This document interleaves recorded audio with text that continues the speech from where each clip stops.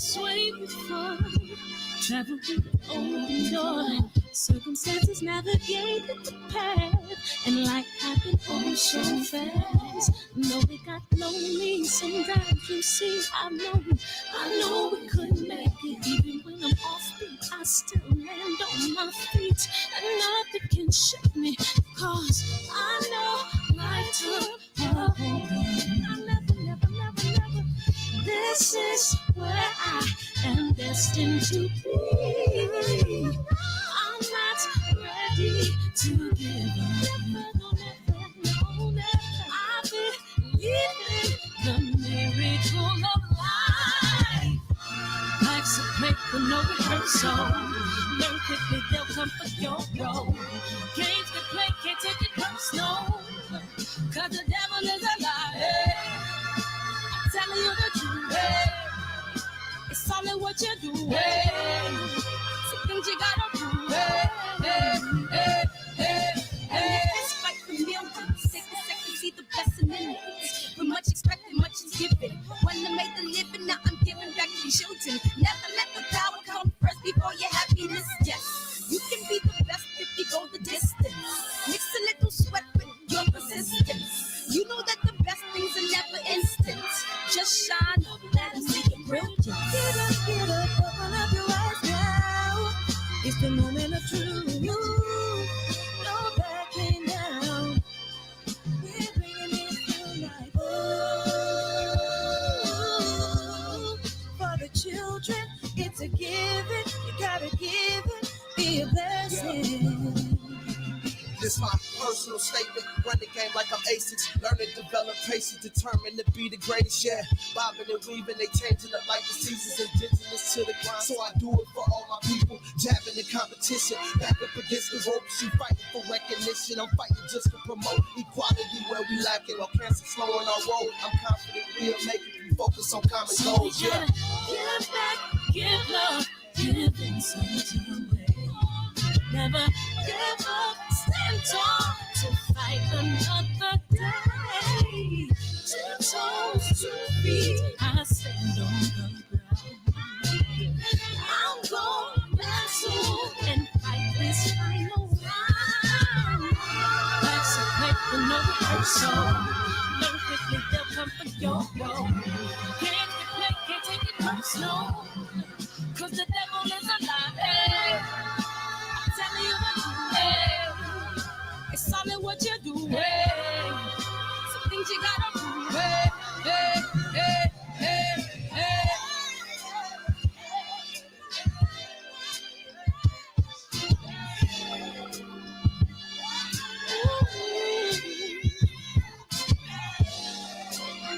I'm gonna share all that I have and give to those in need. So we're gonna win this battle, fight that disease. No one can support you, believe that's young. We got to be the no, I love you.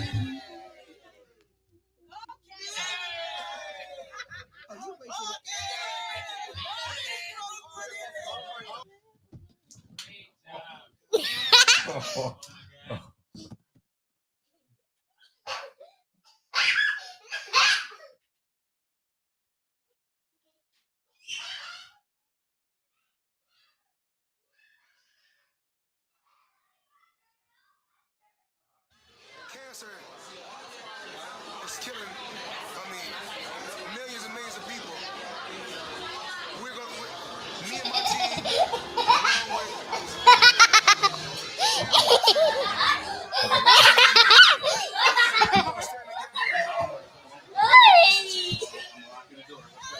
I come this way before.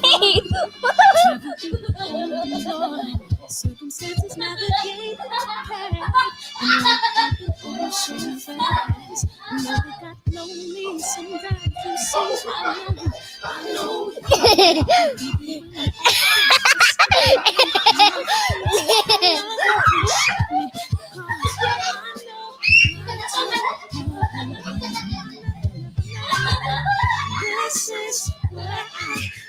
destined to be. I'm not ready to give up.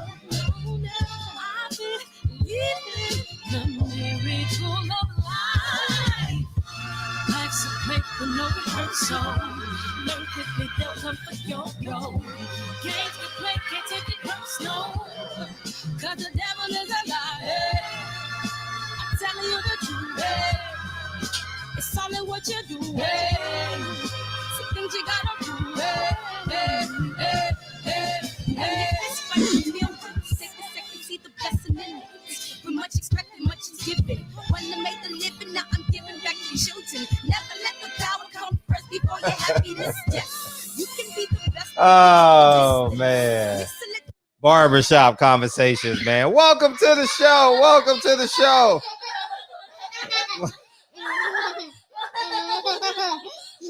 We got Kate up. All right, it's time to go. Okay, it's time to go. All right, love y'all. All right. See you in the morning. Night night. Go ahead. Go ahead. You gotta go put your iPad up. Go put your iPad up. All right, welcome to the show. K-Dub, what's up? What's up, Tank? DB? What's up, Joe? We need some music in this. No, that's it. We're done. See? Hasta luego. Hasta mañana. I see you in the morning. Hasta mañana. All right, later, Lincoln. Close the door. Appreciate y'all, man. I appreciate y'all dealing with the shenanigans, man. I appreciate y'all, man. Joe, what's up? What's up, TB? Oh no, today is Thursday. What's up, G Brown? What's up, DB? G5 Gabe, DB, G. Everybody's in here, man. Welcome to the show. Give me a kiss. 1, 2. Love you. All right. Night. See, what's up? Go ahead. All right, let me lock this door real quick, guys. Nope.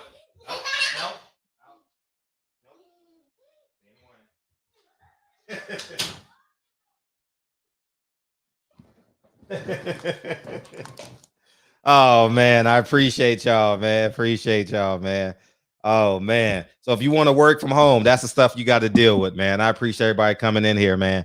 Where we at? Well, welcome to the show, everybody. Love is the word. What's up? Well, what's the title of the show? Only in America. What boxer will throw away the belts and take charge? Good luck with that, man. I was thinking about this show, man, and I was thinking to myself, like, man, who's gonna be the leader of this generation? We really didn't get a chance to talk about it because of what went down in DC yesterday. And nighttime sugar rush for sure. And I noticed how the WBC gave Devin Haney 2 mandatories so they can have an out with Ryan Garcia in case he won. That was my perspective. What's up, Box fan? I appreciate that. And it's just ironic that all these pastime leaders, as it pertains to boxing, shall we use the term leader, is have their agenda. And I think it's time for a fighter to have his agenda. You know, I very much believe that, man. America, the past 48 hours, has shown us what we known she was, and now is very, very widespread. I'm very interested in what happens at the inauguration. I'm very interested in that. It's obviously going to be a cyber inauguration, right? Because of COVID. So it's not going to be like one of them big type of deals. But they say they coming back armed and ready. Hey, TB, is DC a open carry, or only the military can open carry in DC? I'm talking about in District of Columbia. Um, I don't know that answer. And they say they coming back armed and ready, um so we can go a lot of places, man, with this show, but Rock Newman tried to fuck Riddick Bowe, and they were ruined. Yeah. Yeah. Yeah, it's just yeah, it's somebody got to be the leader. Or you basically I don't understand. I remember Danny Garcia telling us it's 3%, and it's very widespread that it's 3%. Oh, it's not DC is not open carry, only the military, right? That would make sense. That definitely would make sense in District of Columbia. Um, so how they gonna open carry at the Capitol? Oh, that's gonna be interesting. Oh man, that's gonna be super interesting, man. You know what they say, stay home, hide the kids. What's up, E? Stay home and hide the kids, man. I'm very interested in America these next 2 weeks, man. I'm very interested because these are things that we don't have to deal with. In my humble opinion, we don't have to deal with it. We can let the white elites deal with the poor white people and see how they handle it. I don't think I honestly don't believe black people have a say so in this. And also appreciate you, Pac-Man. Also, too, another thing. When I heard, well, many of us have thought it, but I heard a lot of people say this. If there was black people there, we would have got killed, we would have got shot. Well, I say that's pretty obvious. I really say that's overly obvious, right? That we definitely wouldn't have gotten as far as them, right? So with that being said, when you post that or you have that conversation, who are you trying to prove that to? Are you trying to prove it to the white people? Are you trying to reaffirm it to the black people that follow you? I'm confused. Like, why are we, in my humble opinion, I say that shit way too much. Why are we angry when we see them get their way? I'm like, why are we posting? See, I told you. See, I told you it's hot on the sun. I told you. Oh man, it's no reason. It's no reason. It's a ploy. That's a political move, and I already know the politicians are going to say it. And in my humble opinion, that's a political move to get you to side and potentially get more people to be what? Democrats. Get more people to um, um, either not be a Republican and obviously not support Trump at this point. And two, I saw a lot of people, and here's where I disagree right now. Trump got his Facebook or Twitter, one of them, taken away. What's up, Mo Boxing? I appreciate you, man. Welcome to the Hey UK. What it do? He got his Twitter or Facebook taken down, and everyone was celebrating that. I thought everyone should have been angry about that.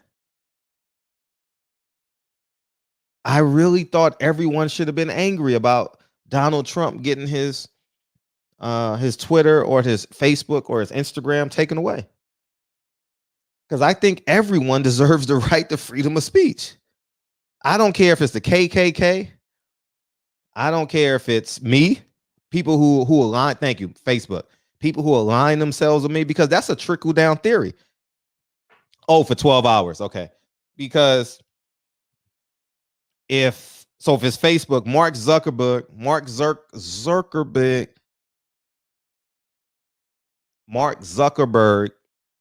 has that much power, that means he can shut down your Instagram for whatever thing he wants. Same thing they did to Farrakhan. Same thing they did to Champside. Champside had to change his. I believe Reggie had his. See, with social media, it's a choice. It's a choice to go to someone's Instagram. It's a choice to go to someone's Twitter. It's a choice to go to someone's YouTube. Everyone should have the freedom of speech. Everyone. Now, if your speech is a hate crime, then you go to jail. But I don't think on open platforms like this, on YouTube and Facebook, I want to know what people got to say. That's why we have social media, to hear what people believe. Oh, Zuckerberg owns Twitter too. Wow. Oh, he got a monopoly going. And I believe Facebook just bought Facebook owns WhatsApp too. So they got a monopoly brewing on this communication, you know. Yeah,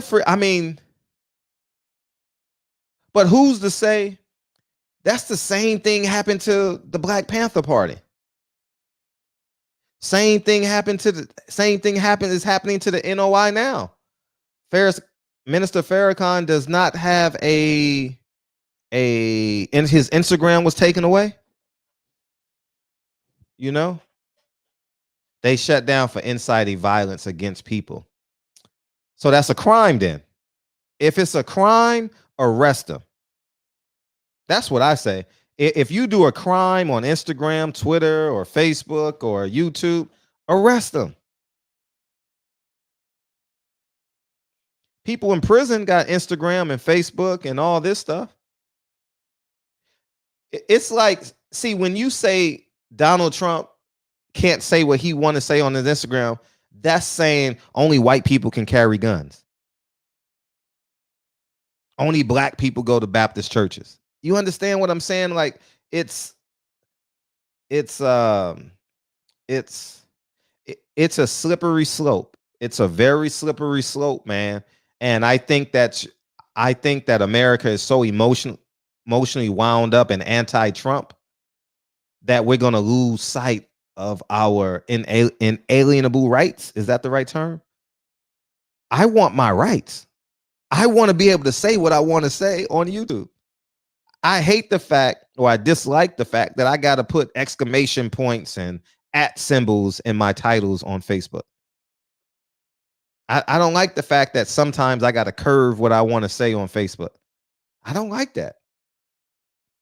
I've been to Donald Trump's Twitter one time, maybe 2 times tops, and that was during this last election cycle. For 4 years while he was president, I never went to his Twitter account. I may have seen it reposted on someone's timeline. You know how they grab a screenshot, but I've never been interested in his Twitter. I've never been interested in Joe Biden's Twitter. I've never been a Kamala Harris Twitter. You know, and they can say what they want to say. It's like people, I've never reported someone who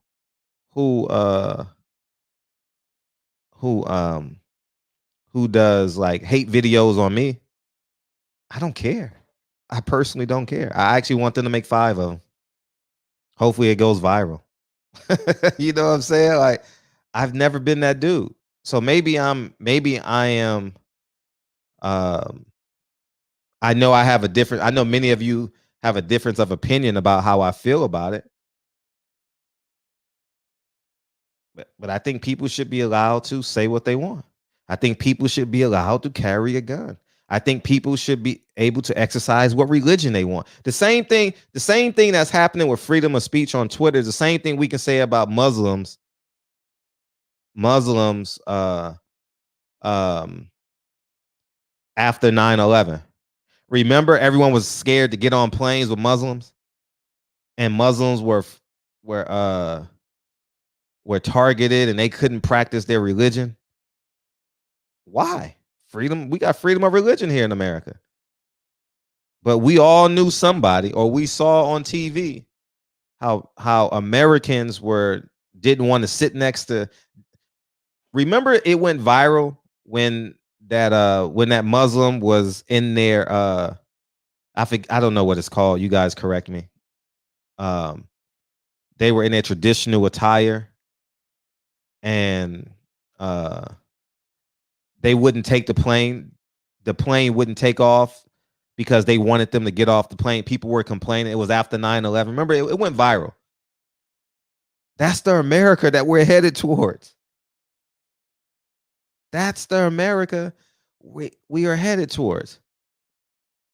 So I have no ill will towards if you want to be Buddhist, Christian, if your speech is anti-Semitic, if your speech is anti-Christian, if your speech is pro-Buddhism, if your speech is pro-military, if your speech is anti-military, you know, from what I know about the Vietnam War, they silenced a lot of people during the Vietnam War.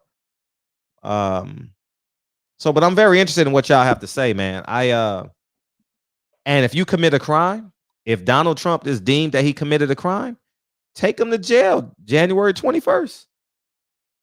That's what I say. You know, report him. But I think we're going a very slippery slope. We are digging ourselves in a grave hole by allowing them to control our constitutional rights.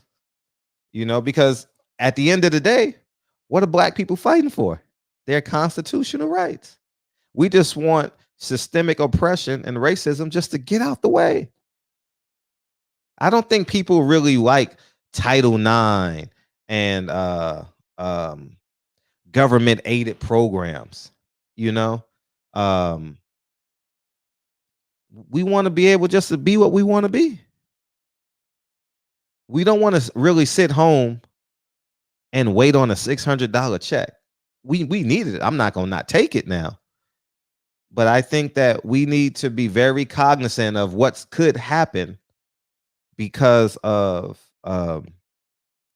how we are reacting to Donald Trump and how CNN and the Turner Network is driving, and even Mark Zuckerberg is driving it. Because once Mark Zuckerberg can control what you say and how you post, oh man, it's over.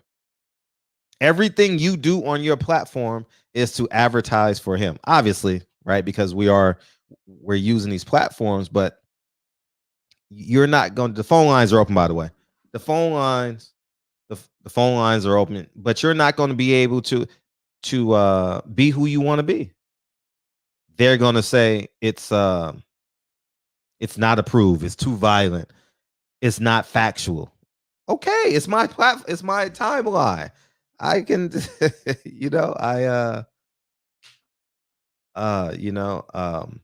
I remember Reza Islam said he couldn't monetize his YouTube because he had the NOI or Farrakhan or something in his name or in his title or something like that. And I thought that was sad. I don't agree with everything the Nation of Islam doing, but I believe they have the right to assemble. I believe that they should have the right to post. So I'm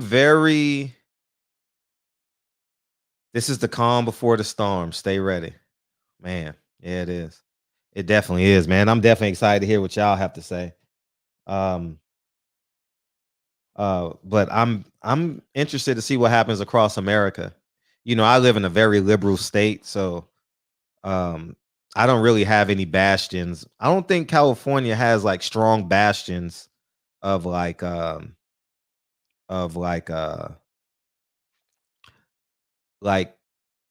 core conservatives, like they have in Georgia, like they have in Ohio. I don't think we have that. I know we have Orange County, but it's not that type of party. Like there's like a code. Whoa.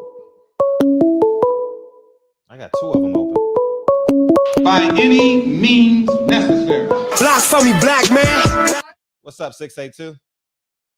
What's up, Fred? Hey. Man, my name Rod too, man. So I could become a official member of the barbershop. Rod. Yeah, Rod 870, man. Okay, what's up, man? What you got? Nothing, man. I think they suspend everybody for the hate speech, dude. I think what Trump did yesterday was different. Okay. He incited violence that killed 4 people. Okay. And that's the difference, I think, of what happened yesterday. Mm-hmm. I don't think they suspended his account for just speaking his mind, because I know they had one incident a couple of months ago where the people at Facebook wanted him suspended but Mark Zuckerberg went against it because he said he didn't incite hate speech. He just, like you said, spoke his mind. So Mark Zuckerberg got a little pushback from the liberals because he didn't suspend Trump account for speaking his mind. And then one more thing, you guys were talking yesterday, and I heard, I can't think of the guy's name that came on, but they seem to be like regulars, and they were saying a lot of things, and I agree with what you guys were saying about that picture where you see people out there, where you see the black man is being hung, and all these white people out there looking. They used to do picnics and have those type of hangings and shit. It was terrible. And I do think, and I'm a guy of history. I'm from Arkansas. Man, I grew up in probably more races than you grew up in, because I'm sure you were born and raised in LA, right? New York. So New York. Okay. I've been very, but it's the same. Very liberal in terms of every day I saw a NOI member walking up and down the street. I saw Christians walking down. So I've never been in a liberal city. Okay, and see, that's what's up, because you grew up around more culture than I would have grown up around. But I grew up in the midst of these motherfuckers. Like the dude you saw with his feet on Nancy Pelosi's desk, he from Gravette, Arkansas. That's like 30 minutes from where I live. You know what I'm saying? So you got motherfuckers out there like that. Well, I mean, excuse my language. You got guys out there like that from where I grew up. So when you guys are saying that, I agree with you 100%. I'm pro-black. We know these white people are racist. But what my part of preaching is, and I think you need everything. I think you need strong pro-black entrepreneurs like yourself. I think you need strong pro-black military guys like the guy that came on yesterday. But I also think you need guys like me also. I'm a pro-black guy that went to college. I've been in the corporate world. I've never compromised myself in the corporate world. I've always stayed who I was as a black man and made people revolve around me. And I worked my way up from 13 years in the railroad industry. I'm the vice president of mechanical of the largest short line railroad. And most of my rail line is actually out in California. And so what I do on my end is bring African Americans to the corporate world and show them how to navigate without compromising themselves. So with what you guys were saying yesterday, I agree with everything. Don't get me mistaken. Pro-black, know my history and everything. But I always ask people, what's the end game? Or are you guys so mad that we're going to say, man, fuck everything and pack up and go somewhere, go back to Africa, go to Jamaica, go wherever? Or are we going to stay here and figure out a way strategically to win this game? Because we can't do it with force. Because there's 45 million black people. So that means we probably got about 20 million black men that can fight. And then you got a whole military, and you got 250 million Europeans. So then you got to do it in a strategic way. So what's the end game? What's the strategic way to get this shit done? And that's what I was saying to you yesterday. I didn't say, I know that they racist. You don't think I know Joe Biden racist? Hell yeah. But one thing I know is this. I got one white man, Donald Trump, who don't give a fuck about shit but his family and rich people. Right? And he's led Mitch McConnell, who is the racist of all races. He's 10 times more racist than Joe Biden. He's filling up the court system with far right racist judges. Then on the other end, you got Biden, who, because of what he did with the crime bill, and let's not get it mistaken, and ask your guys this when they come on, when they wrote that crime bill, him and Bill Clinton, the Black Caucus signed off on it, and the black leaders and mayors of cities signed off on it, because our towns were being ravaged in our neighborhoods. And even my grandmother used to say she wanted to get the criminals off the street. But if you look at what happened, we always blame Joe Biden 100% and Al Sharpton and them, who are liberals, who are responsible for creating that gun. But if you go research and see where most men were incarcerated through that time frame in the United States, it was all Republican states. Like Louisiana is number one in incarcerating black men and giving them the harshest sentences. That's a red state. Mississippi is second. Alabama is like fourth or fifth. And if you look at the liberal states, it's a little less. So everybody played a role in that. So that's why I said everybody racist, just like you said, Fred. But ask yourself, and this is what I want you to answer tonight while I listen. How do we end? What's the end game? How do we win? How do we close the racial wealth gap? How do we become a more political power? How do we have more successful businesses? Not people doing LLCs and having one employee, but a black man who start a business and can hire 1,000 black people, can hire a CEO and pay him $150,000 to $200,000 a year. How do we get to that point? And then we have our own power and we don't need them for shit. But right now we got to go and take what they have. So how do we take it? Do we take it by force or do we take it by strategic playing chess, political moves over time? That's what I want to answer. I know last night everybody was on their soapbox and saying how racist everybody are. But tonight when your guys come on and they come on and do their thing, ask them what's the end game. Ask them how do we win? 3 things: racial wealth gap, more black businesses, and then political power. Because we need more black people in political positions to create laws and appoint judges that's going to be in our benefit. But that's my call, Fred. Appreciate you giving me that time. Man. All the time, dog. All the time, Rod. Rod 870, man. Remember that. Gotcha. Good. Appreciate you, Rod 870. Hey, I'm just going before the next caller. I don't believe no such thing as you can be more racist than the other one. The quickest way to do this is take care of your own. Take care of your own. I learned this exceptionally late.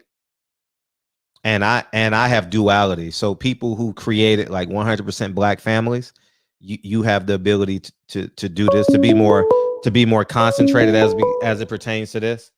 Hold up, 504. Let me get this off real quick. All right. Mute the background for a sec. Is every dollar, every penny that you have, you got to concentrate it. All, not 80% of your assets, not 50% of your assets, all your assets, you have to push it through. And it's a cathartic process. You know, like I caught it late, you know, like when I was 35, 36, 37, 38. Now I'm very comfortable.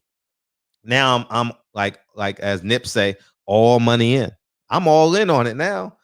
I go out of my way to make sure that I'm potentially helping someone that can help Lincoln and Kennedy for the most part. You understand? So that's kind of where I'm at with it. You know, that's the quickest way.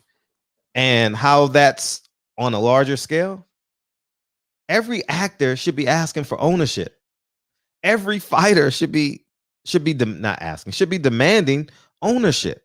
Every athlete should be demanding ownership. You understand? And I don't think this can happen in one generation, but it'll feel so much more beautiful when we know we're going in the right direction. And I think now we have an opportunity where you got the people over there that are fighting against each other. We got some infighting going, not infighting, but some external fighting over there. And we could be growing. And so I think that's what's up? Was it 504? Whoa, what's up, man? Oh, what's up, man? What's up? Last time we talked, you hung up on me, but it's all good. I'm back, baby. But I'm gonna build off what you were saying. I 100% agree with you, ownership, because let me give you an example. It's not many Asian politicians, many Indian, many Arabic, Arab, or Arab, or whatever you want to say, politicians, but yet they're not being done like our people are being done. If you follow what I'm saying, one thing being ownership. When you have assets or you on a certain level, you don't need to be in the politics. You can control whoever in that seat. It's interchangeable because, like you said, when you got that power of ownership or whatever comes with that, you can control whoever. They'll be in your back pocket. Right. And that's what we need to realize. That's just to touch on what the last caller was saying. I'm gonna go through a few topics. I ain't gonna be long. It's just gonna be short and sweet and simple. You're talking about Biden. All I gotta say is 4 to 7 years. You do the rest. You connect the rest of those dots. 47 years. I'm gonna give a little more. 47 years of anti-black racism that this man has had. And you talking about he's not racist anymore. Not the other caller, but I'm hearing this from people. Oh, he's not this no more. He's not that. This man got a 47-year history, and you gonna give him the benefit of the doubt?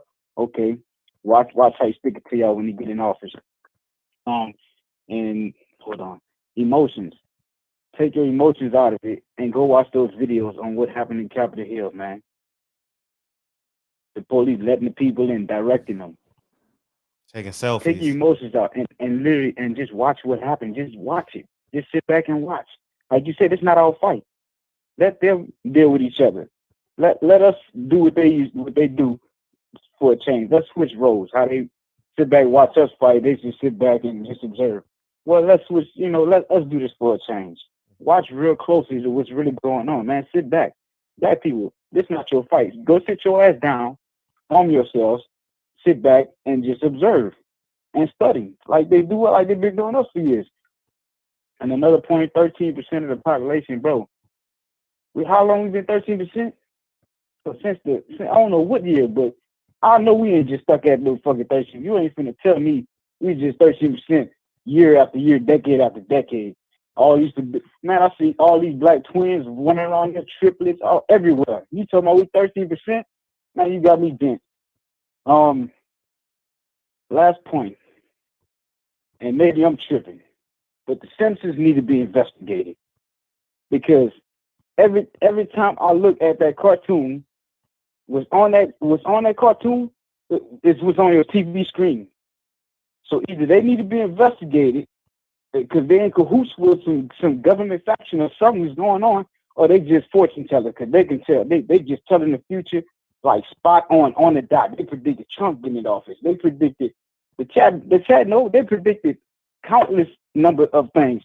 The most recent thing, and this is my last point. It was this guy. His face was painted red, white, and blue, and he had horns on his head, and he had like this little fur on. There's a picture that just surfaced on the internet on the census on Capitol Hill because you can see the building behind him on the census. Same way, red, white, and blue in his face. So if the census don't need to be investigated, man, look, don't take my word for it. Y'all go look it up. Y'all laughing, but I'm dead serious. But that's my call, bro. I know I was all over the place, but I just want to hit on a few points, man, that that's relevant to the show tonight, man. All right, thank you. Man. All Keep doing what you're doing. Keep bringing that fire because they got some fire guests, and I know you got some more fire guests. Yo, that's love, dog. That's absolute love, man. Yeah, we come with the heat. We just booked 2 more people today. Yes, sir. Appreciate Pretty cool, that, man. I'm gonna stay tuned, bro. Thanks, Peace. dog. Yep. Yeah, man. We only got 4 more slots for February. February is locked and loaded, man. Awesome. Yeah, I had to get some advice from DB today on the guest. I didn't know who he was, but we got Dimitri Muhammad coming in February 16th. So that should be a great show. I should have had him on the 21st. The 21st is I might do that shit. I might do that. Nah, because I might be angry. So I want I don't want it because I go, when it comes to the NOI and Malcolm, I go like this every day. So anyways, what's up? 832. What's up? Let's get some music. Block for me, black man. What's up, man? How you feel? What's up, man? How you feel? I'm doing good. G Uh-huh. McKenzie 7. I got to go ahead and make myself official in this thing. Okay. Yeah. So my name's Gabriel Kenzie. Kenzie? Yeah, McKenzie. But you can call me Kenzie. Okay, Kenzie. McKenzie. It don't matter. Okay, Ken. Okay. Yeah. So to piggyback on old guy, I think he was referring to the show The Simpsons. If I'm not mistaken, the show that it's like a anime cartoon show that predicts what goes on in America, and somehow these prophecies come true all of a sudden. Pretty scary, but it's pretty interesting at the same time. I wonder how these people get all this information and what's going on. But then again, I feel like there's sources out there that already know what's going to go on in this country before it happens anyway. Like, it's already laid out. They're just executing it slowly but surely because they know that this country is full of sheep, right? Mm-hmm. So I think that's just to piggyback off of what the last caller was talking about. But another thing was, man, I am truly frightened about what's going on in this country. I mean, you had the invasion of the nation's capital yesterday on national TV, which was a breach of national security. And it happened so easily on TV. Everybody could see it. The world could see it. And it happened so easily. And if you look at the history of what's going on in this country, right, how it was taken over, how it was invaded, back in the day when we had nothing but immigrants here, and when the whites came over and did their thing, I can't help but to think, what about the other countries that we've gone in and invaded, taking their resources, oils, things of that nature, right, to only benefit us?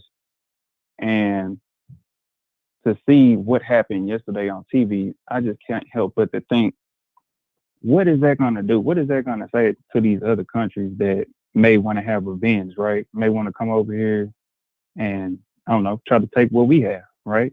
I mean, and then you have us, blacks, minorities, that has nothing to do with what's going on in other places. What, now we have to fight somebody else's battle. I'm just thinking about, like, what position does that put us in? We can sit back and say, yeah, it's not our fight. But at the same time, it's like, what if somebody wants to come over here and just go in because we didn't kill their people and all this other stuff? I can't help but to think about that.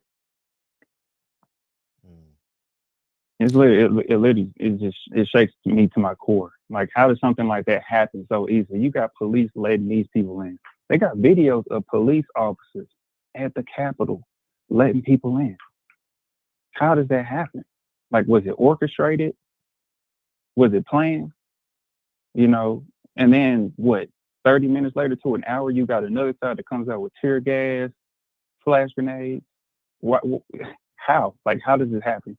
But when the Black Lives Matter protest comes out, we got the National Guard out there, and we're peacefully protesting. This country, man, I don't know, man.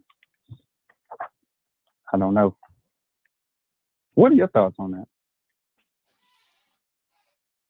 It's an easy answer. I have no fear. I can give two smacks about the realities, and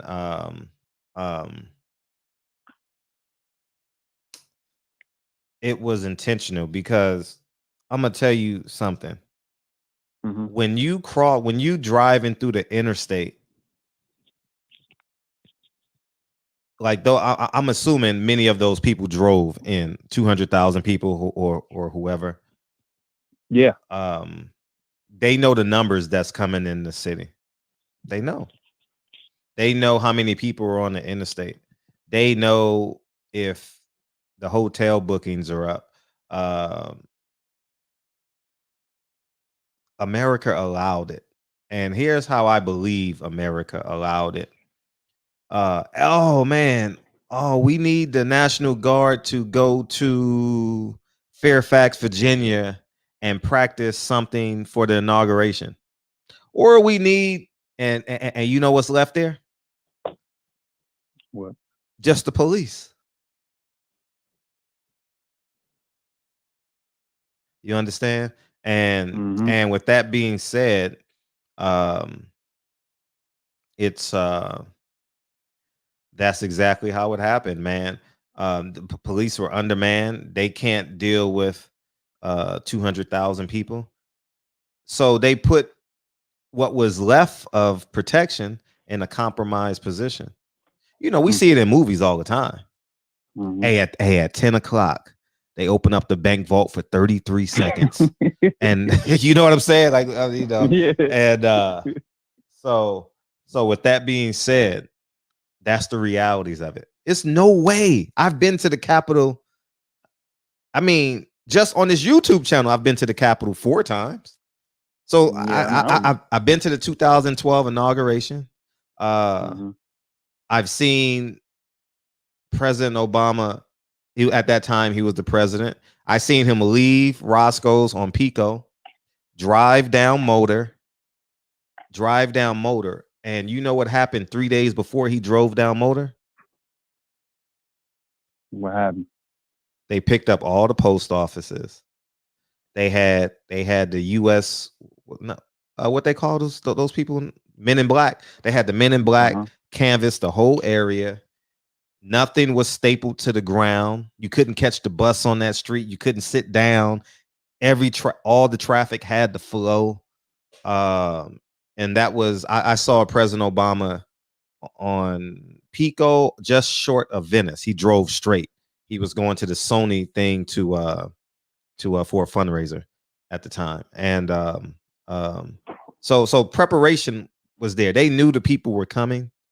And Donald Trump had to tell people to do what to do.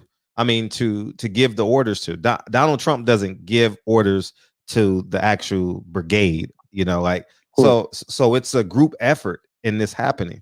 It's no way. It's no way in America. No way. You can't even fly. A plane can't even fly over the White House. It gets redirected or shot down. That was so crazy, man. It was like, that's what shakes me to the core. It's like, dude, how does... Man, it shouldn't shake you, dog. It shouldn't shake you. Nah, it shouldn't shake you, dog. No, it's just crazy. They ain't coming for you. I understand they're not coming for me, but it's just like, how? Like, what? It's just with these people going and killing other people, man, it's gonna come. I just feel like I feel like this stuff is gonna come back. Karma, man. I'm just thinking about the karma. All this. People you reap what you sow. Yeah, you do. You reap what you sow. And America is reaping what they sowed. Malcolm X said this in November of '63. The chickens have come home to roost. Let the chickens roost. I don't know why we're all up in my arm. I don't know why we're all up in arms. We don't have to leave the house. We're following the government orders. Yeah. We're quarantining. No doubt. Like it's I don't know why we're so bent out of shape. We always want to be the bridge. We always want to be the omnipotent one. Nah, we don't have to be the omnipotent. If 4 people die, they went out there by choice. They went out there by choice. Do I feel bad for their families? Yes. Like, because no. because it was a willing decision. It was a decision that you made. When I went out and protested, I called my bail bondsman. I emailed my bail bondsman, and I let him know, like, I'm going out there. If I get arrested, I'll just have you bail me out and, do the whole shebang, So with that being said, they had to, they took the risk. And I can give,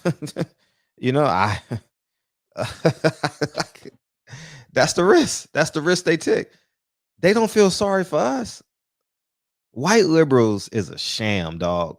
What's that guy's name that's so popular? Michael Rappaport. Like, it's a sham. Like, I don't believe him. I just don't have time to go at him every day. Like, I'm not gonna sit here and repost him. Why would I repost? Why would I repost and I can repost Malcolm X? I can repost Martin Luther King. I can repost Fred Hampton. I can repost Sojourner Truth or a quote from her or Harriet Tubman. Like, they got us all fucked up. Like, I don't think black people should repost white people speaking up for black people. I don't think we should hold them to their word. That's just me. That's just how I feel. No, that was an interesting perspective. Not unless it's a parody or something. If I post a white person, it's out of parody or something. Like, I'm making a joke out of it. Yeah. Like, so it's like the other day, Arab rapper. He was telling, I wanted you to get mad. Like, like when he's using you, that was my whole, but I don't use them to comfort me. I will never use them to comfort me, and I do my best to be cognitive of that. I'm not perfect at it. However, I do my best to stay cognitive.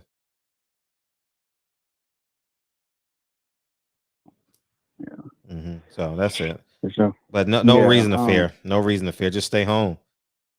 Go to Nah, work. nah. Stay home. I'm definitely at the crib, go home, and take care of the fam. It's just like I just don't. I guess where I'm coming from is I don't want people, because I ain't seen people say what they say in the chat, whatever. I'm not worried about none of that. My whole point of where I'm coming from is, my thing is, these people have been killing a whole bunch of folks for a long time. We already know who I'm talking about, and killed a lot of people. And you reap what you sow, and we shouldn't have to get caught up in something that they've done. That's what I'm saying. We're all not. hearing this. We don't have to. That's the problem. That's the problem. Hold on one second. Yeah.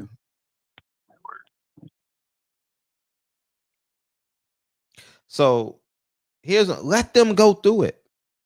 Maybe some more. I know he answers. Maybe some more people gotta go. Like, yeah, I'm back for you. Sorry, I'm at work. So all right. Anything else? Go ahead. No, that's it. Okay. Yeah. But yeah, don't worry about it. You good. So right on. Appreciate the call. Thanks, big homie. Appreciate you, Kenzie. Yeah, Mike Weary the Great. They have never been an attack on America that America didn't want to happen. As a black man that knows his history, you should be fearless.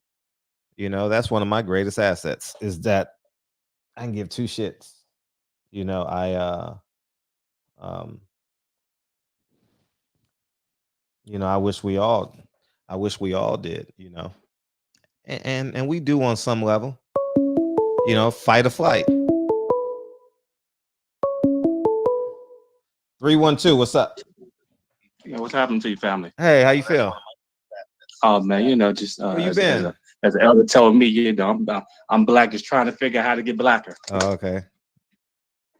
Oh man, long time no hear, family. I'm calling in. I usually play the background, man. Just a conversation that really just kind of evokes me spiritually to kind of come to the forefront. In regards to the brother who called, the first caller, when he sat there and said that we need more black representation, I disagree with that vehemently. We don't need more quote unquote black representation. The reason why I say that is if you look at the Congressional Black Caucus on their website, they talk about how, and this is as of recently, because I want to say about a year or two, there was a lot of pressure because they didn't say anything. They were talking about people of color, minority, whereas you look at the Latino caucuses, the Asian caucuses, they specifically focused on their particular group. We were the only ones who which was done on purpose, that didn't focus on us. And even if you look now, they sit there and talk about African Americans and other marginalized communities. So now we have quote unquote black representation, but they're not representing us. Coming from a place like Chicago, it disheartened me when I relocated to a different state, just to see that we're now the quote unquote face of COVID-19, yet and still they decided through Mayor Lightfoot to put out a financial package for non-naturalized citizens. And again, no shade to anybody who's Hispanic who came to the country illegally. But you mean to tell me that we can't get anything, even though we're the face, so we're dying at these huge numbers, it's disproportionately affecting us. We can't get any type of financial stimulus through a black mayor, yet and still she decides to come out with a bill to fund those who are not even nationalized citizens. I couldn't go to Mexico and even entertain the idea of them prioritizing me over nationalized citizens. I've been to Colombia. Going to Colombia, you'll see they have a huge influx of Venezuelans, and it's unfortunate they're capped in regards to what they could do because we're prioritizing the nationalized citizens. It's only in America through where we have, it's like black representation, unfortunately now has become tokenism, and that tokenism has been to our detriment. You mean to tell me that I can be able to go into a church, shoot black elders in South Carolina and get taken to Burger King afterward, and the quote unquote black president, the black representative can come to me and sing Negro spirituals? How is that representation going to help me?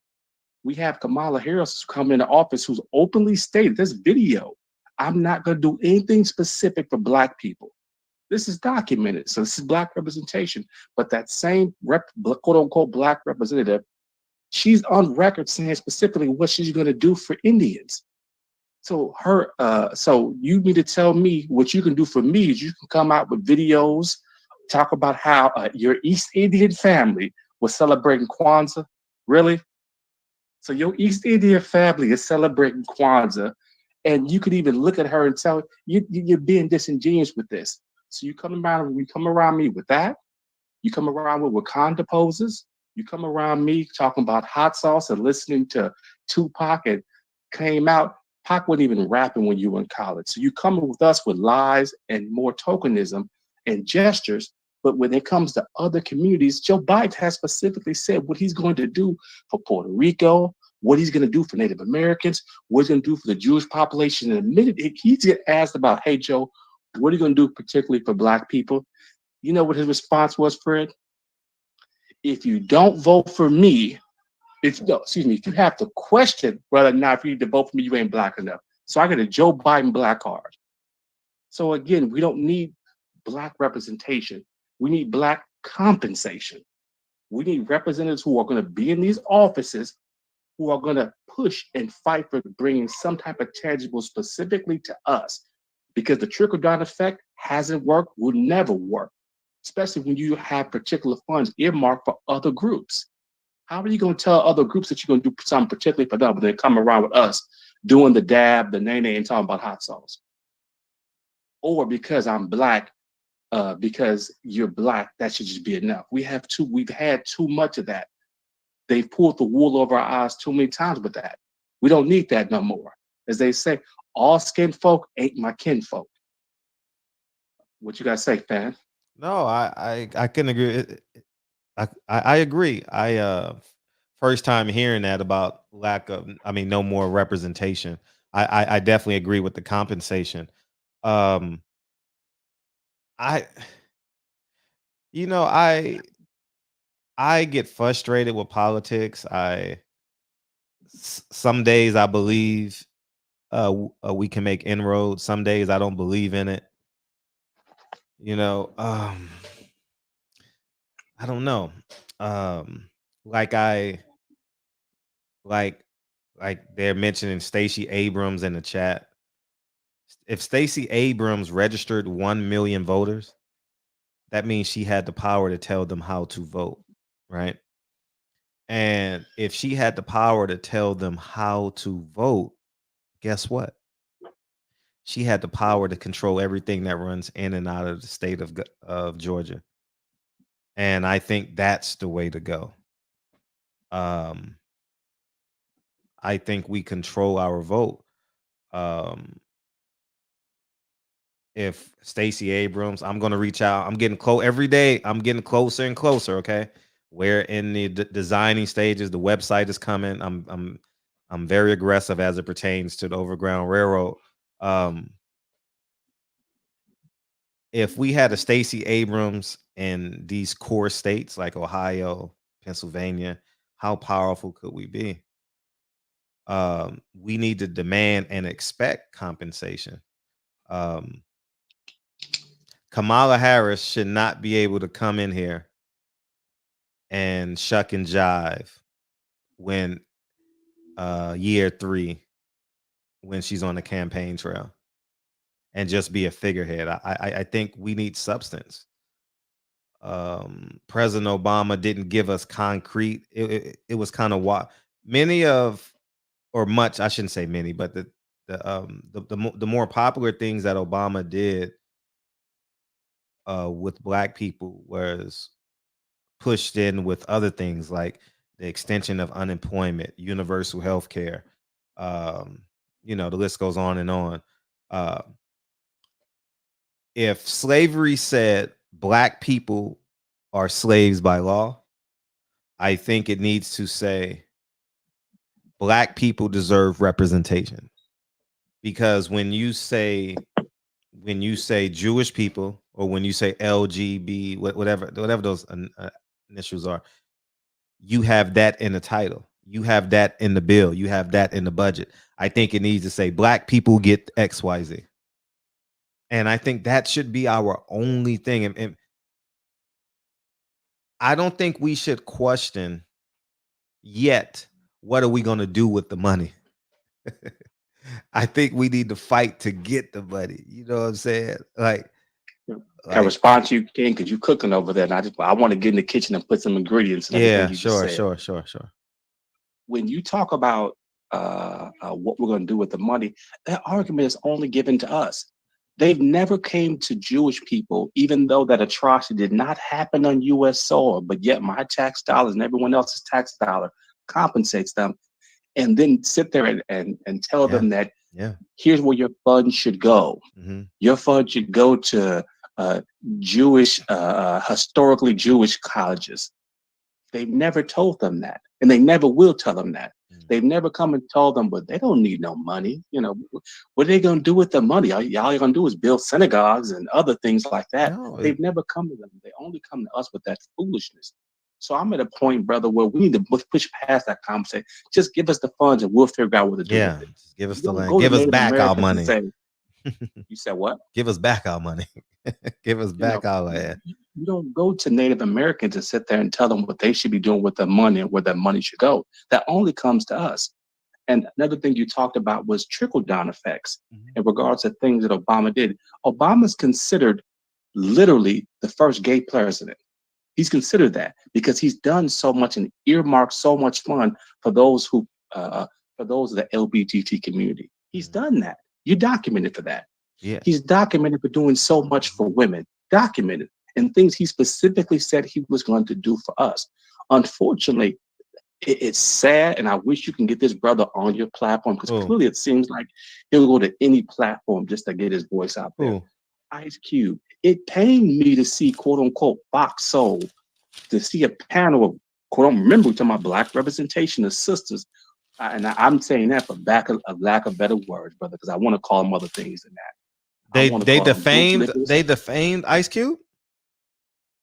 Ice Cube was on that platform talking about how whose he platform? specifically wanted to sit down with Kamala, specifically wanted to sit down with Joe and talk about specific issues earmarked and getting resources, particularly for blacks. On what platform? On what platform? Fox Soul. Jamie Foxx, Foxhole? No, Fox Soul. Oh, Fox Soul. Oh, yeah, I heard about that. You had Claudia Jordan, you had Lisa Ray. And when he's up there talking about this, they said, what about black women? And you could see his reaction. He said, black women, this document's for black people. Yeah, we know that, but nah, it's about black women. Black women. Oh, I got to rewatch that. I saw highlights. I got to rewatch it. And I'm thinking to myself, we don't need black representation. There needs to be a code. I can go anywhere outside of Black America and try to attack, harm, or do something to any other community. Like being in Chicago, there's certain things you can't, certain areas to kind of tread lightly on. If I go to Little Village, tread lightly. Why? Because if I do anything to anybody Mexican over there, I may not make it up out of there because they're on the code.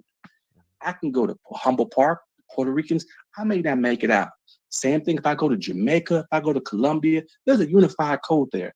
Only place is not a code that, unfortunately, I'm about to catch myself up. LA, y'all on code.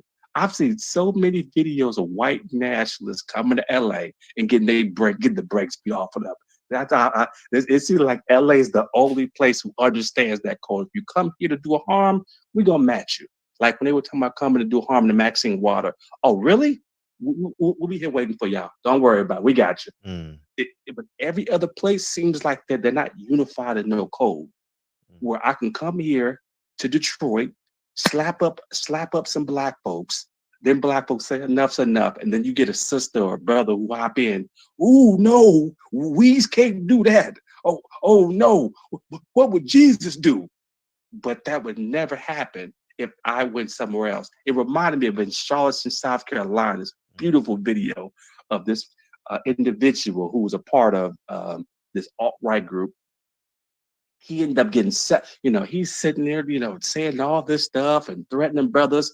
Well, the pack ended up, having a little confrontation. He ended up getting isolated. Brothers taking off their shirts like, hey, let's handle this now. This fool ended up taking off his clothes, talking about, I was just playing. I don't know what I was doing here. So when you match some of them, you sit there and say to yourself, man, a lot of y'all are just cowards And unfortunately, you're not being met with the right energy because you're being allowed, because we have too many black folks who are not on code who come in to save y'all. And in that video, I believe it was a sister. Nah, we shouldn't do that to them. Nah, we gotta be better. Well, shit, when they was lynching us, they wasn't being better. When they was doing harm to us, they wasn't being better. And I'm not saying this to advocate any type of violence, but you can't sit there and tell me a dog, if I attack a puppy, the parents are going to come after me and protect that puppy with all of its life. A bear, a zebra. You could take the most mild-mannered animal. If I do something to it, if it to its cubs, instinctively it knows to defend itself. There's only one group in America where we're told not to instinctively defend ourselves. I got a knee put on my neck. He's resistant. How am I resistant? He got his knee on his neck. I'm on the ground. I'm in handcuffs. So it's like, how do I die? It reminds me of a story Brother Claude Anderson told, brilliant scholar, who talked about a young boy getting hit upside the head because the police detained them illegally, hit this brother upside the head with the butt of a shotgun, and he hit him so hard that it broke. When the brother came back into consciousness, he apologized to the police officer and told him, I'm sorry, my head was so hard, officer. Inappropriate behavior. Seeing a sister about a month ago who was hogtied in the back of a police officer's car on her neck, begging for her life. Inappropriate. Wow. We don't need, so when it comes to trickle down, we don't need no trickle down. We need particular funds earmarked for us like other groups have. Because the only way you can be able to make someone whole when you particularly focus on that issue, where you can't go to the hospital with something particularly wrong with you. And I sit there with something particularly wrong with your arm, your leg, or your chest, and I say, hey, here's some Tylenol, works for all parts. You're like, no, this needs special treatment. My arm needs special treatment. My leg needs special treatment. And the Black community needs special treatment, just as every other community has received and still receives off our backs special treatment. And lastly, I just want to touch on this. I keep hearing folks talk about liberalism. I used to entertain those words. Now I don't entertain none of that. Far left, far right, liberal. I live in quote unquote one of the most liberal states, and liberalism being here lets me know that's just a cute word that people want to use to say we're different from them and take my eye off what's really going on. Because still here in this state, Black kids are still being the most disproportionately miseducated. Black people here are still in squalor. Black people here still live in quote unquote ghettos. So let me know your quote unquote liberalism, that's just a cute word for me not to focus on the true issue of America's original sin. And until America addresses its original sin, we're going to continue to be in a situation. So we, as I said earlier, need particular funds, special funds earmarked for us, just like every other group has, because we just want to be treated fair and not get distracted by liberalism. Donald Trump, once we get Trump out of office, that'll fix everything. Once we get more Black representatives, really? Kamala says she's not going to do nothing for you. So why are you really entertaining the idea that they're going to do something particularly for us or help us? Oh, because we have more Black faces? How many Black faces do we need to get in there to realize unless they have something tangible, specific earmark for us, they're not going to do nothing for us? I could sit there and see him, Fred, skate, literally trying to skate past his first 4 years, and then the next 4 would be, oh, well, he couldn't this time, but watch the next 4, he'll do something. You know, the next, just ask Joe. You know, they call him Jim Crow for a reason. You know, and I've cooked for long enough. Thank you for allowing me your kitchen. Appreciate you. Appreciate you. Blessings to you as always, all family. the time, man. All love. D-Lo 404 boxing. Biden may need to hold a virtual inauguration. He better. He gonna have to. Ain't no way in hell. Ain't no way in hell they going. What's up, Rod? Caller still complaining. No solution. Chess. Okay, you want solutions? Yeah, man. It's yeah, I yeah. Well, they're gonna have to have it because of COVID anyway. You know.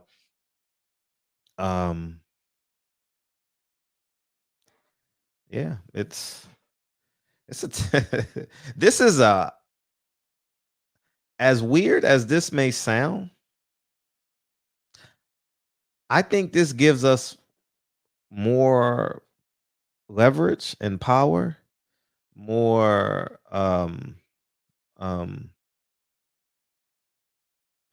space to create, space to own,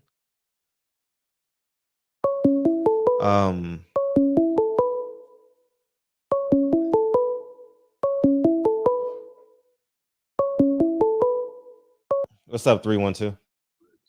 Oh, blessings to you, fam. I just saw what that lovely brother put in there. So I'll respond to the statement. Mm-hmm.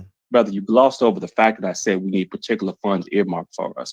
But let's just put that aside. Let's just say the government doesn't do that. So now since we can isolate that, then we need to make sure we have Black economic basis. We need that. Every other group has a Black economic basis. When I lived in California, I loved when I went to the spot called Boiling Crab. It's in Chinatown. I know it's in Koreatown. Yeah. I love Boiling Crab.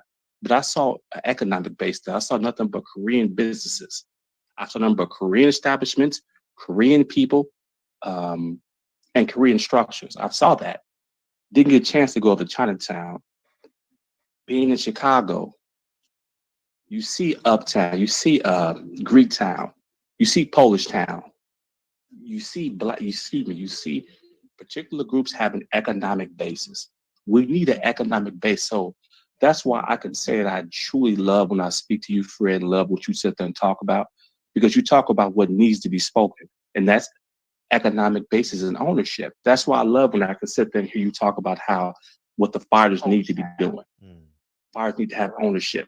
Fighters need to be able to make sure that they control and can be able to dictate what happens with the intellectual property. Man, Earl's a dope boxer, but I think Earl needs to have some clothing. You know what? I just bought some Earl clothing. Mm-hmm. When you sit there and say that, I say, damn, Fred's right. When you sit there and talk about, yeah, Bud is, I don't like the fact that Bud signed this, but listen, y'all, what I need to do is, not right now because Lincoln and Kenny's still a little bit young, but when they get ready to go to school, boxers come holler at me. I'm going to give you out a blueprint. Mm-hmm. We need much more of that. Mm-hmm. So that can be able to happen, and we have Black folks being able to control their platforms, and we don't see BS lists put out by ESPN where someone can have less than 20 fights, 2 losses, and you still tell me he's top 10. Well, you can sit there and tell me somebody who is nowhere near accomplished as Bernard Hopkins, but you can tell me that he's better than Bernard Hopkins within the last decade. And the minute I sit there and advocate for my group, or not even just for my group, just advocate for excellence, you got a little label for me. You call me a racist. You call me anti this. I must hate that about myself. You call me everything but somebody who's just a fan of boxing. And it's crazy. I got to hear the brother Drew Titan talk about how the LDBC came about. And I didn't even know until I heard him talk. And I said, that's crazy. Mm-hmm. But he said, I had to get away from YouTube because I couldn't just talk boxing. Because the minute I sat and advocate for a good boxer who just happened to be non-white, who was Black, next thing you know, I'm being called racist. They're calling me a monkey and everything else in the sun. So I have to step away. It's unfortunate that we live in a country where these type of things happen, where I can't be able to advocate for my own. But I've known numerous Puerto Ricans who got Puerto Rican flags, Puerto Rican memorabilia, Dominicans, Mexicans, Irish. Hell, in Wisconsin, they used to have a little function called, no, they don't used to, still happens. You got Asian Moon on State Fair Park grounds. You got, I forgot what the Italian function is. Where every other group is allowed to be able to celebrate their greatness except us. So we need to celebrate our greatness by having economic basis. So for the brother who put that text, saying it very specifically, we need to have funds earmarked for us. But let's just say that doesn't happen. Then the second solution should be economic basis. Every other group has them. We need to have them so that way we can be able to politically fund politicians who cannot deviate from what we've told them to do, because if they do, we replace them with another one. Because what we can't keep having is Black figureheads in these positions who unfortunately are Black in the position but white controlled. We can't have that because they're not in there for our best interest. That's all I want to say, King. Thank you for letting me cook. Appreciate you. Rod responded right back. Thank you, bro. Great solutions. 100% intelligent. Hey, you know what someone told me today? They said, some of these Black people, these aren't my words, okay? And I chuckled because I'll tell you how I felt after I say the quote. I got you, TB. I got you after this call, TB. What's up, 336? What's up, Fred? This is Marquise out of North Carolina, Oh, what's up? aka Hustler's Home. You Okay. feel me? What's up, Hustlers? I just What's popping? what's good, baby. I just put the video. I put a video out on this very same thing right now. And the thing, earlier today, the thing I saw when I saw that little raid on the Washington D.C. I saw a power flex. You know what I mean? This is not gonna be the last time they do this. I felt like they just put their toe in the water to see how hot it would get if they really did that. You know what I'm saying? Imagine double the people, triple the people that they ain't gonna believe in these same ideals to go rush DC. What I feel like we should do is because we all, I'm in North Carolina, you in California. Mm-hmm. We should arm up as far as like teach our children, teach our communities how to defend ourselves and all that, because I feel like something else is going to happen. This exact thing happened in Iraq when I was in Iraq during the raid on Saddam Hussein. This exact thing happened. Not exactly, but similar things happened. So all these people laughing at these people getting beat up and stuff on TV, everybody laughing and stuff like that. We don't need to laugh at that. We need to understand that these groups who's been threatening and trolling black people on the internet, they just flexed their power. And the military's willingness to allow them to flex their power. I agree. Instead of I feel like the political thing, the political support is a solution, but right now we need to support our miniature communities, aka our households. Like, I'm at work right now. My son is the man of the house. It's what time? It's almost 2:00 in the morning. I work nights, so it's my son, my wife, and my 2 daughters at the crib. You know what I'm saying? Who's there to protect them? Nobody. My son. We need our neighbors to protect them. You know what I'm saying? Like, we got to build our little microcosms of our worlds. And as far as like being familiar with arming ourselves, being familiar with like strategic goals, as far as like I got this little situation with my family. Like, if everything goes to hell, I got a little bunker in the mountains. You know what I'm saying? Like, it's on some end of the world type shit, but that's just, you know what I'm saying? I'm kind of war torn. So I get it. But we as black people, man, especially near the hoods, you know how we grew up. I don't know how y'all grew up. We grew up, our parents are scared of guns. You know what I'm saying? Like, oh, guns kill people. We need to erase that sentiment, because at the same time, we teaching our black people pacifism, and you know what I'm saying, they teaching their children racism. You know what I'm saying? Supremacy. So we need to teach. I'm not saying teach black supremacy. No, I'm gonna say teach black supremacy, because you know what I'm saying. Not as far as hate though. You know what I mean? I'm talking about self-empowerment. You know what I'm saying? Yeah, I got you. But yeah, that's my call, man. I just want to tell y'all, I appreciate these conversations at night, man. The engagement through the chat. I'll be listening during working hours. Salute to Reggie Owens. I'll be in his chat too, listening to them books. But yeah. But yeah, man, don't forget to hit up the Hustler's Home, subscribe to my shit. Fred, you ain't even subscribed to my shit. I'm about to subscribe right now. And you know the funniest shit ever? When you said my channel, I was like, damn, I ain't not even subscribed to his channel, man. That's fucked up. Yeah, and then one more last thing, big dog. Where the fucking hoodies at, B? Man, I need that. First, I gotta subscribe to your channel, nigga. I'm number 37. How about that? All right, man. I'll holler at you, though. I love y'all, man. All right, peace, K. All right. Yeah, I do believe that guns don't. We got 85 knives in the kitchen. You know, mom and grandma are the best chefs in the world, but don't own a gun. Yeah, I mean, it's the funniest shit ever, man. What's up, man? What's up, TD? Hey, what's going on, friend? Can you hear me? Yeah, we hear you. Yeah, you got to fix your audio, man. What's wrong with my audio? It's it's bringing in everything. How about now? Nah. Still the same? Yeah, you got. Yeah. Better or no? Yeah, Hustler Home. Are you subscribed to DB? Are you subscribed to On the Mic with Pastor Pause? Yeah. Is it better? Is it better or no? I mean, it's listenable, but it's got some feed coming into it. Yeah, that's probably. Oh, yeah, Fishers. No. The pellets though. When I do my show, I'm about to have it turned off. Oh, okay, I got you. It's like 2:00 in the morning, and it's like 28 degrees outside. So. Oh yeah, rightfully so. What's up, man? I'm listening to. I mean, it's a great show for one, and all the callers got some great points. But this put me back in mind. But like before the election, we had you had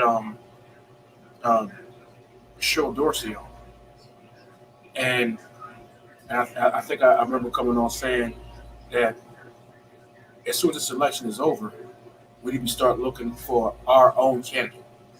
Yeah, I remember that conversation.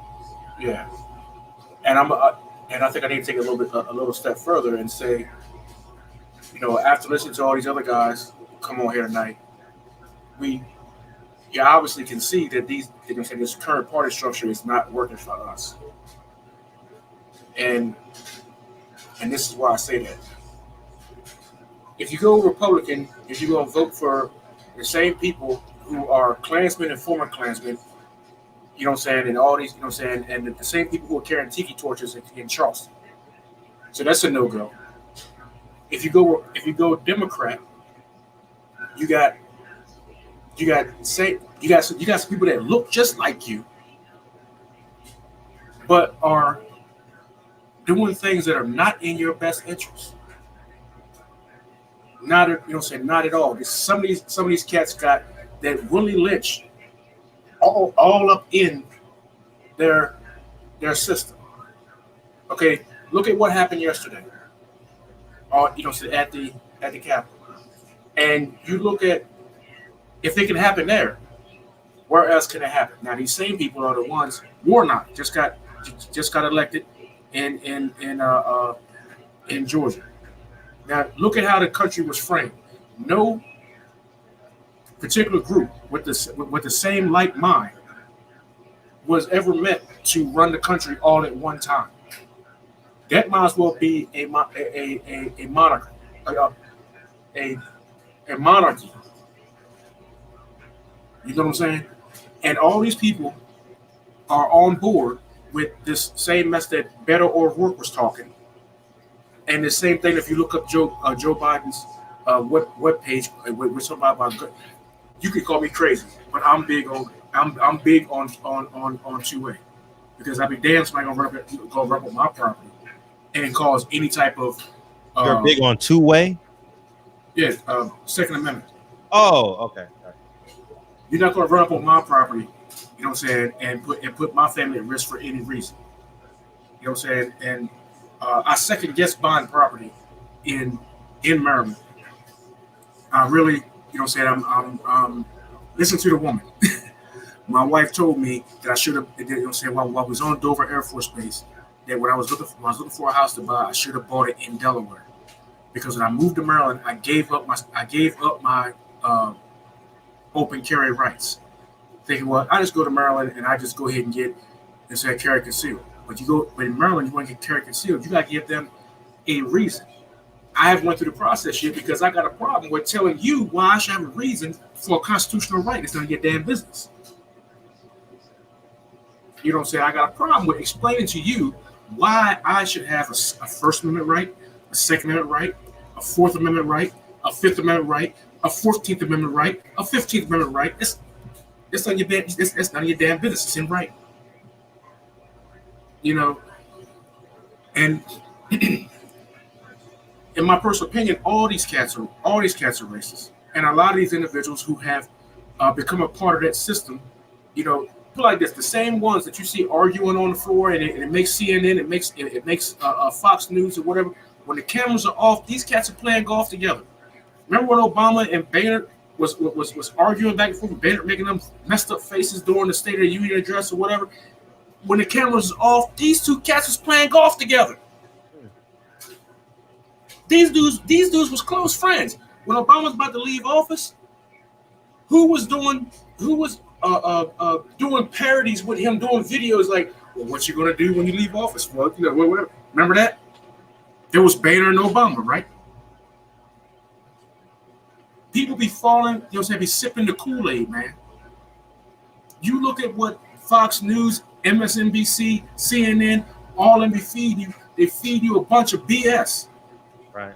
And I'm telling you, man, all them cats are racist. They all in it. Look, let me tell you, when I was growing up, I grew up on the Hill. The neighborhood is called the Hills in Talbot County. It's the oldest African American community in the entire country. Right next door was my cousins. They was the nieces and nephews of Harriet Tubman. Right.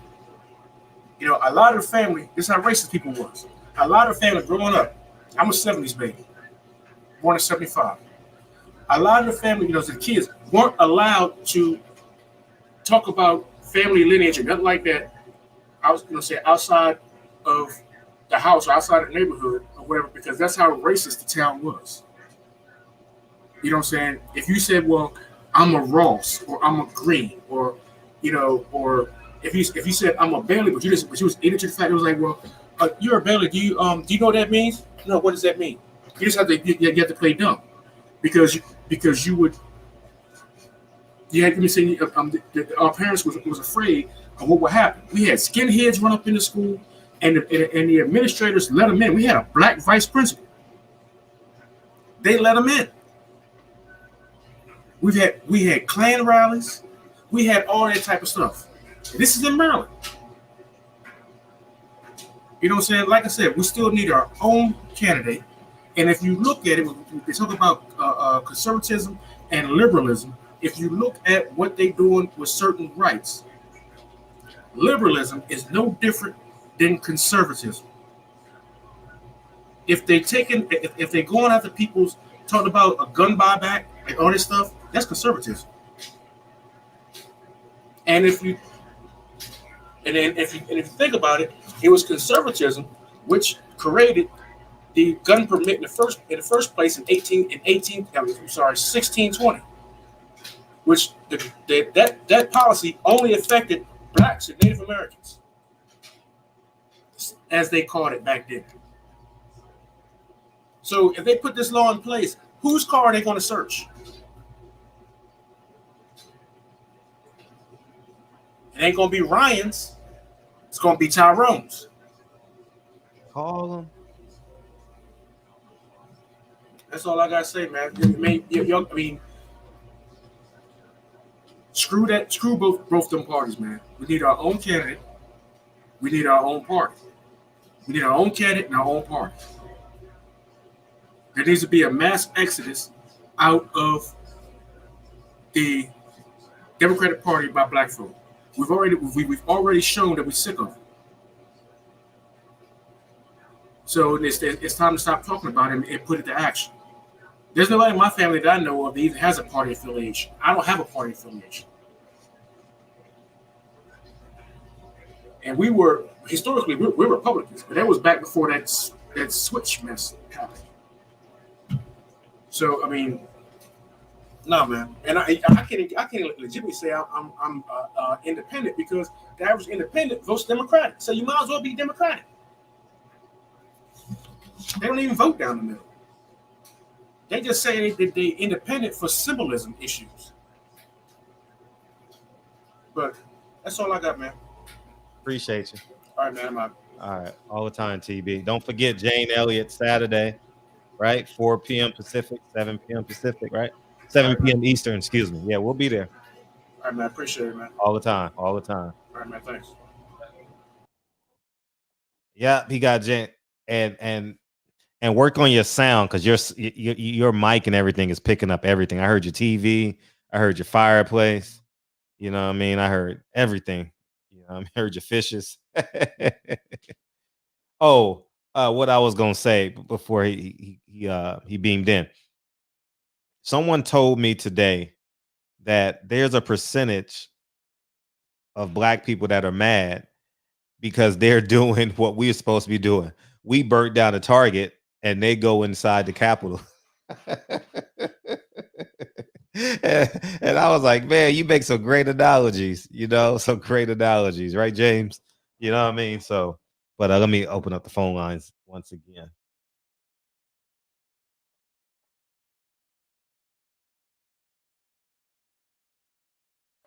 So that's his sound was bad. He got to fix that. Yeah, he finding Nemo in that son of a gun. Yeah, the little white lady. You want to beam in H Money? Yeah, here's the link. There you go, H. Feel free to beam in.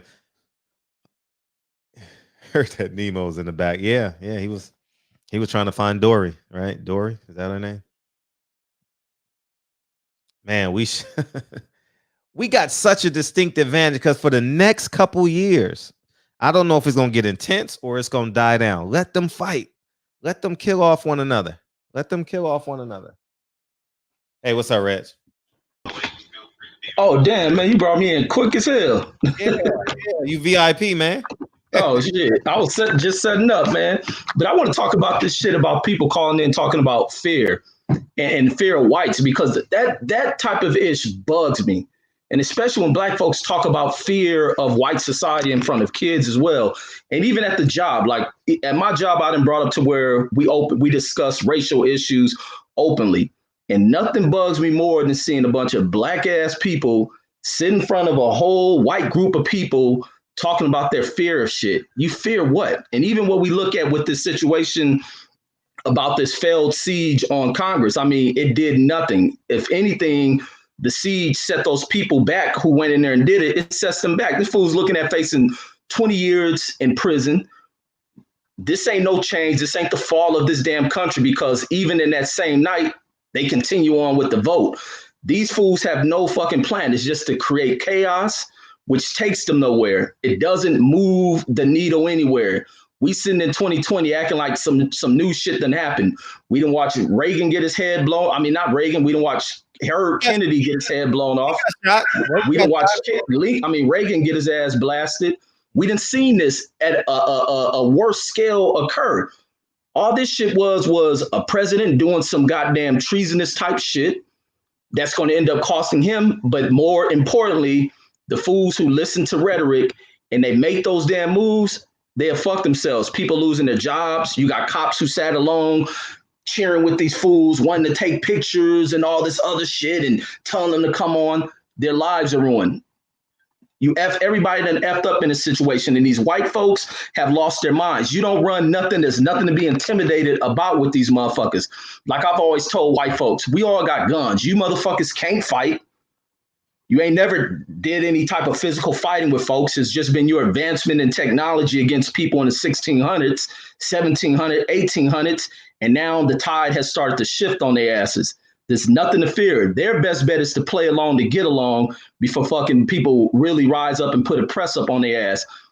But all this shit we seeing and we hyping up and we think it's about to happen with these white folks, it ain't about to change nothing in this system. If you don't have a play, they fools don't even come in with a plan. You ain't got no plan about overthrowing the damn government. You think charging in there gonna stop something? All it took for them to fire off one shot, you watch every single one of the motherfuckers fold up. All that energy and that excitement and might, that shit died with one bullet. And they left up out that motherfucker. So ain't nothing to fear with these motherfuckers. And black folks need to stop with this old 1700 type slavish type fear. Not gonna say all slaves fear white folks, but those who did fear them because of you being undertooled and all that, not able to stand up, watching them do lynchings. But it ain't nothing to fear. If anything, they fear you. And that's the funny thing about how this fear thing intersects with each other. They fear you like a motherfucker, and then you have some level of fear based on them, not from them individually, but based on this function of a system. But all that shit can be thrown out. But even like when people talking about a fall, that fall ain't about to occur no time soon. It ain't about to happen until these white folks come up with a true plan. You don't see no goddamn Castros and Che Guevara's anywhere on this motherfucking soil. You motherfuckers just delusional, bunch of pussy ass crybabies out of farms, rural areas, and suburbs who feel marginalized for who knows why they fucking feel so marginalized. But ain't none of that shit popping. So all that wasted shit is just a bunch of dumb shit. So you're going to see a lot of federal cases coming up out of there as they start picking up on these names. These people look good for what they call that shit that people for photo ops. They look good for photo ops, for news stories, but they push the limits on the shit that they went about doing. But black folks, cut that pussy ass fear shit. Take it out your vocabulary. But we can feel fearful, but a lot of times when we feel fearful in certain situations, you learn to mask that shit. You cover it up, you poke your chest out, you nut up, and you move through that shit. And then you start to realize it ain't as bad as it motherfucking thought it seemed. But when you got that weak shit in your heart, man, please. I got a young son who I work on that shit on a daily to fucking eject that fear shit. Of course, he's a child. He's going to have fear, but the elimination of fear is something that you start at the early stages. You inject that shit in the kid at a young age. When that mind is fucking filled with that shit, it's going to be hard to break that shit in adulthood. But that's my thoughts on that shit, Fred. These white folks ain't going to do shit. They ain't achieve shit. All this siege and want to show up to inaugurations don't stop shit. If they shit was that big, they wouldn't vote to confirm this vote. And now it's over for your boy. But that's all I got. Peace to you motherfuckers. Stop your pussy ass fear talk. Bye. And fuck Trump.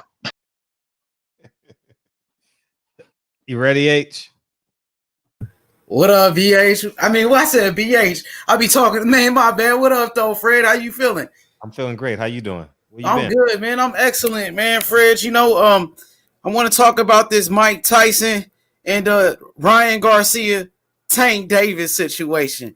Let's go. Mike Tyson, you know, with Ryan Garcia talking crazy shit right now. He said he gonna knock out Tank Davis in 2 rounds. He said he only need 2. He does got a nice left hook. Ryan Garcia left hand, crazy. You know what I mean? Ryan Garcia left hand, you know he got power in that left. Don't even front. You know he do. Luke Campbell, nigga, nobody gave him a chance to knock out Luke Campbell. Ryan Garcia, he stood up tall, bro. You better know it. California, motherfucker, we got the best fighters, nigga. In California, Devin Haney, we got the best fighters. Charles Lolo Harris, Andre Ward, point blank, period. You feel me? But Fred, I'm telling you, Mike Tyson, he wants to see the fight. Ryan Garcia was talking a lot of shit. Mike Tyson called up Tank. Hold up, let me call my little homie. Tank was like, I'm going to knock him out. Tank said he going to knock him out. Ryan was talking a lot of shit. What you think about Ryan popping off? He's saying he pretty. He acting like he Ali or some shit. I'm too pretty and all that. Come on, man. I think he was capping. Yeah, I think it was a little. It was some capping going on. So let me hear your thoughts on it. I didn't watch it. You know, I have no interest in those little kids, man. I'm being honest, man. Those kids, all them kids down there are really annoying me. I'm just gonna be honest. Them motherfuckers are annoying the shit out of me. And I did want to sign Ryan Garcia when he was having those problems with Golden Boy. Yeah, Golden Boy for sure. I want to sign. I want to sign him. I want to sign Ammo Williams. I want to sign the other Latin kid. That's Diego Pacheco. Because I can afford them. You know, I can't afford no motherfucking Jamel Charlo. You know, but I ain't seen it, but they're annoying me. Now they running around like I'm be honest. All them niggas running around like little kids and shit. You know, I mean, go buy your little toys and have a great time. You know, all y'all making a lot of money. Fred, you trying to downplay it. That shit is turned up. That Mike Tyson turned up. Who believes turned up? They little kids, man. They ain't fighting. They fighting, my nigga. They talking about fighting next. They little kids, man. All them niggas little kids. Nigga, the Tank said he gonna fight that nigga next. Tank is pissed off. Ryan was talking too much shit. Mike Tyson said, man, he over here talking crazy. He said, Mike was like, you got to fight him next. You're going to have to do something about this. Tank went for the bait. Tank said, I'm going to knock him out. So I want to see that fight. I think that's a very good fight. I want to see Devin Haney versus Teofimo Lopez. Final 4-man tournament. Haney comes out on top. They all little kids, man. Right, man, Teofimo Lopez is ducking Devin Haney for damn sure. We all know that. And shout out to the LDBC. You know what I mean? Doing a great job with Devin Haney. Doing a great job. You know, so Teofimo Lopez, he wants no Teofimo here. Hey, Fred, I cover media. I got that from you. I got that from you right there. I cover media. That shit from me, nigga. I ain't got a half a brain. Hey, man, stop it, bro. Listen, Fred, you know you always was covering media, pulling up on Eddie Hearn and all them niggas. You know what I mean? So I'm gonna say this real quick. Go ahead. Listen, man, a 50-50 fight is Errol Spence versus Terrence Crawford. No matter how you look at it, 2 undefeated champions, that's a 50-50 fight. Anybody can win it. So if it's 50-50, they should split it. Split it in half. If Mikey Garcia was good enough to get 50-50 from Errol Spence, now let's talk about accomplishments. Terrence Crawford, 3 weight classes. You know what I'm saying? Undisputed. He been unified. Niggas talking about Errol Spence was unified. Terrence Crawford been unified. He been undisputed. So let's split it in half. Errol Spence is not Floyd Mayweather. No matter what you say, bro. 300,000 pay-per-view buys. That was a disappointment for Floyd Mayweather. Terrence Crawford last fight did 3 million views on ESPN. So at the end of the day, they're both great fighters. 50-50 make it happen. I want to see the best fights. I don't want to see Danny Garcia versus Errol Spence. Danny Garcia did nothing at welterweight. Fuck is niggas talking about? Who did Danny Garcia beat at welterweight? Okay then. Nobody. Exactly, my nigga. Yes. So let's talk about it. Mikey Garcia was a fucking featherweight. So guess what? Mikey did nothing at welterweight, my nigga. So how he get 50-50? Terrence Crawford, the black man, nigga, you ain't gonna lowball him like that, nigga. Fuck you mean? Hey, listen. Errol Spence ain't no blacker. He ain't no blacker than Terrence Crawford, my nigga. Fuck you mean? Why lowball the brother? Why take care of the other guys? Al Heyman putting nothing but Mexicans on the undercard, and that's cool. And niggas walking around smiling and shit. Come on, my nigga. Terrence Crawford, a great fighter, a great father, in and out the ring. Niggas better put some respect on Terrence Crawford, bro. Everybody at welterweight went to sleep. Kell Brook and Ford. Yeah. Yeah, for real. Niggas gonna have to put some respect on Bomac too, because Bomac is a stand-up guy. He's a stand-up guy. That whole team, stand-up team. Absolutely. Absolutely. From the inner city, Terrence Crawford. Just like you. Just like you. Man, hey, Fred, that's all I had to say. 50-50, let's make it happen. 60-40, that's a no-go. That's a no-no. And that's the low ball. Slight duck move. Slight way ducking. Slight way. Let's get Bob Arum in the barbershop, nigga. That's Fred's best friend, Bob Arum. He breaking bread with Top Rank. Top Rank showing love to Fred, nigga. Next week, we'll get him in Tuesday or Thursday. Yeah, Top Rank. Hey, Fred, plug me with the Top Rank people, so you dig? Hey, man, we trying to make some shit happen. Tuesday or Thursday, we'll get Bob in. Those absolutely, yeah. Run the comments up, man. Yeah, you know, now people gonna start calling in. Let me set this shit off. You know what it is, man. You see me with the Bernard Hopkins, undisputed like Terrence Crawford. Yeah, that way. For real. You know what I mean? So look, 60-40, when Roy Jones did that with Bernard Hopkins, he ducked Bernard Hopkins. Said 60-40, and I'm gonna whoop your ass. Hopkins just knocked out Felix Trinidad. He was undisputed. Talking about 60-40, and you ran, and Antonio Tarver put you to sleep. And when Bernard got you in that rematch, Bernard Hopkins beat your ass because you was running from Hopkins. 60-40 is a duck move. 50-50. And guess what? Bernard Hopkins said no to 60-40, turned around, fought Oscar De La Hoya for $10 million. The best decision in his life. Do your research. Aaron Pryor was a great champion. Charles Lolo Harris is the next. He's the next Aaron Pryor. Watch out for Lolo. January 30th. He's back on the 30th. I expect another knockout. For real. Let's go, man. You know what it is. Much love. And we cooking tonight, man. All day, every day. Appreciate it. All the time. Appreciate you, man. 50-50 is a duck move? I guess Crawford's fought a couple Hall of Famers. I guess Crawford's been in a 50-50 fight before. 60-40 fight. I don't even think Crawford's been in a 70-30 fight. According to Vegas. You know, shit. You know, so AB is back the 13th. He's fighting. He got a guy he's supposed to run through. You say Pedro Campa on Showtime. I know he's fighting on Showtime, and it's Valentine's Day. He's fighting Valentine's Day weekend. I should have announced that shit 3 months ago, man. Damn. Yeah, he's fighting on Valentine's Day. So you call it. It says missed call. So call right back. 831.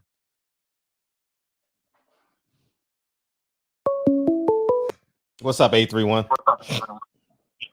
Is Crawford Spence 50-50? Yeah, how you doing? Good. Is Crawford great? Is Crawford Spence 50-50? I think so. I mean, I wouldn't call it any other way.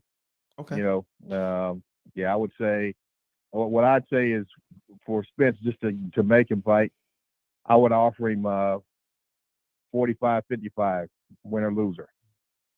Loser gets 45, winner gets 55. Or if he wants the 40-60, base it on results of the fight. Man, that's what I would say. Okay, to corner him to fight. All right, what you got? got?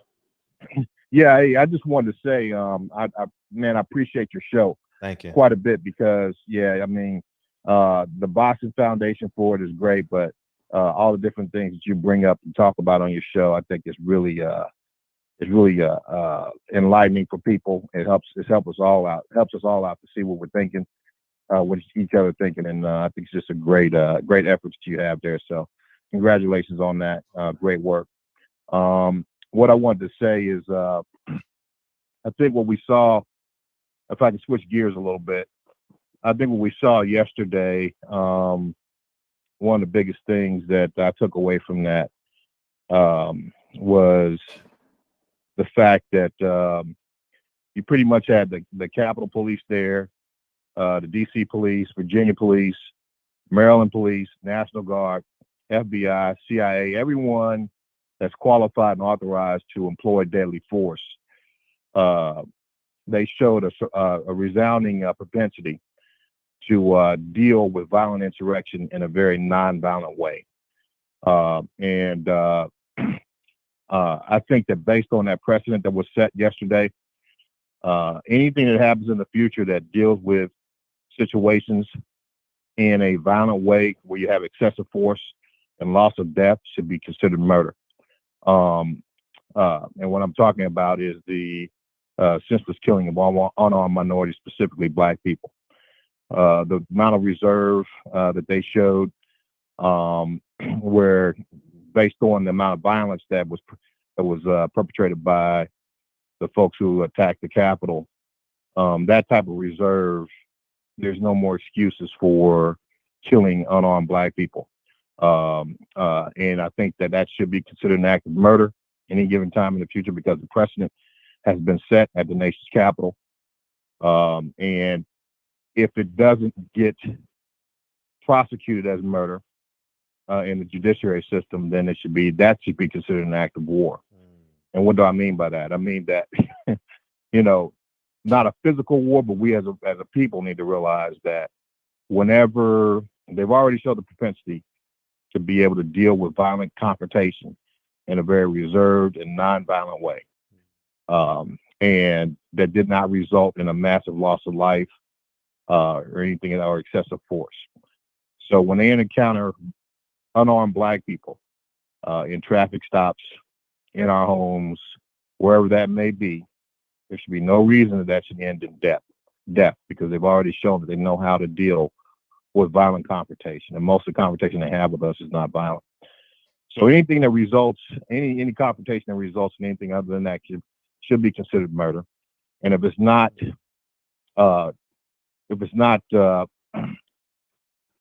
prosecuted as murder, then that should be considered an act of war from the judiciary system on our people. That's the way I see that. And I think that, as far as not a physical war, because I think someone already mentioned that we should not even think about getting into a physical war, because that's something we don't win. We have to be strategic. That's one point I want to make. Another point I wanted to say is that someone was mentioning that what happened yesterday had nothing to do with Black people. It was just, poor whites, rural whites that were more right-wing, racist that we're going up against the power structure of the United States. The fact is that this has happened before. Wilmington, North Carolina, 1898. Look it up. The bottom line is that this is about us. This is about us being able to share the vote with quote unquote liberal whites that are still racist in many ways and other minorities in order to gain the majority of the vote in this country, to swing the power structure so that maybe we'll have an opportunity to get some of these resources that we need as a people to come up off the bottom of every area that we exist in this country, which is economically, financially, health-wise, educationally, housing, just about every area that you can think about, Black people on the bottom. So this gives us ability to have some leverage with the administration that's going in to be able to lift us up to some degree to come up off the bottom.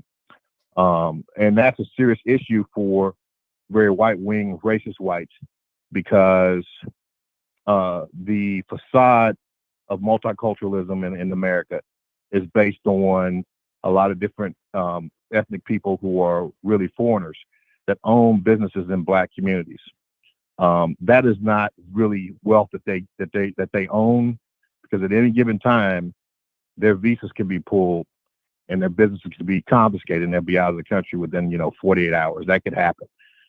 When you transfer that type of wealth, business ownership to foundational Black Americans, there's nowhere for us to go. We've been here just as long as anyone else.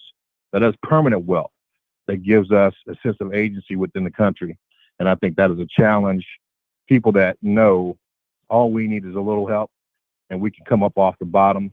And people that are very white wing and racist, they understand that to give us that opportunity could mean the fall and the challenge to white supremacy and white privilege. So hopefully all that made sense.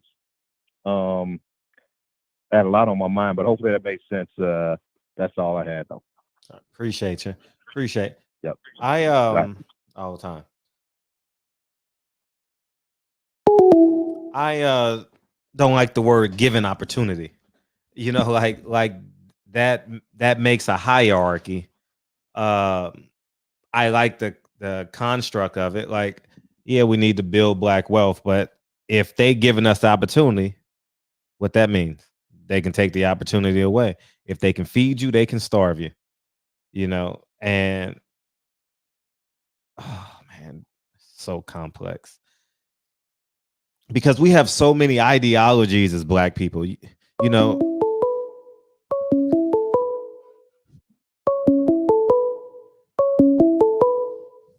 What's up? What's up? What's up? Fred, what's happening, man? Thanks for having me back, man. What you got? What's up? Man, I'm sorry, man. I mean, for what? I can't let that dude live with that Crawford talk, man. He tripping. He's tripping again. What was his name? H Money, man. Mr. Supreme. Mr. Supreme. Don't forget that part. I cover media. What? I cover media. Right, Big Dog Willie? Hey, what whooping hurts more, the switch or the telephone cord? Oh, you asking me that question? Yeah. I didn't get the telephone cord, man. I got the switch, so I'm gonna have to go switch because that shit hurt like hell. Okay, cool. And I got my sweaters from Melanin Apparel. I think this one's from Melanin Apparel. So yeah, y'all were asking in the chat. What's up? Man, H Money, come on, dog.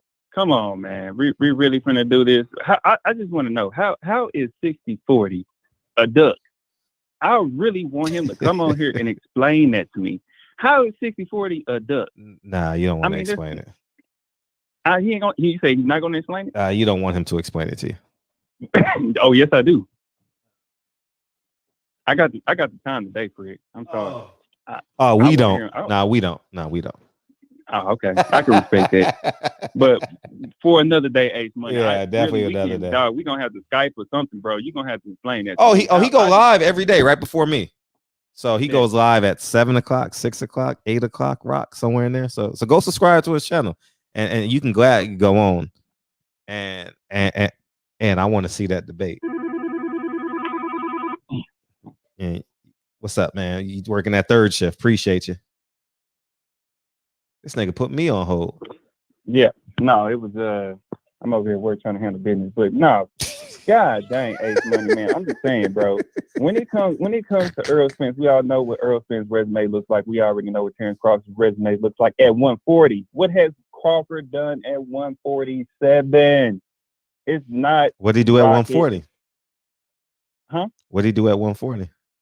I mean, shit. What motherfuckers ask? I mean, it's simple. I mean, but what my point is, what has he done at 147?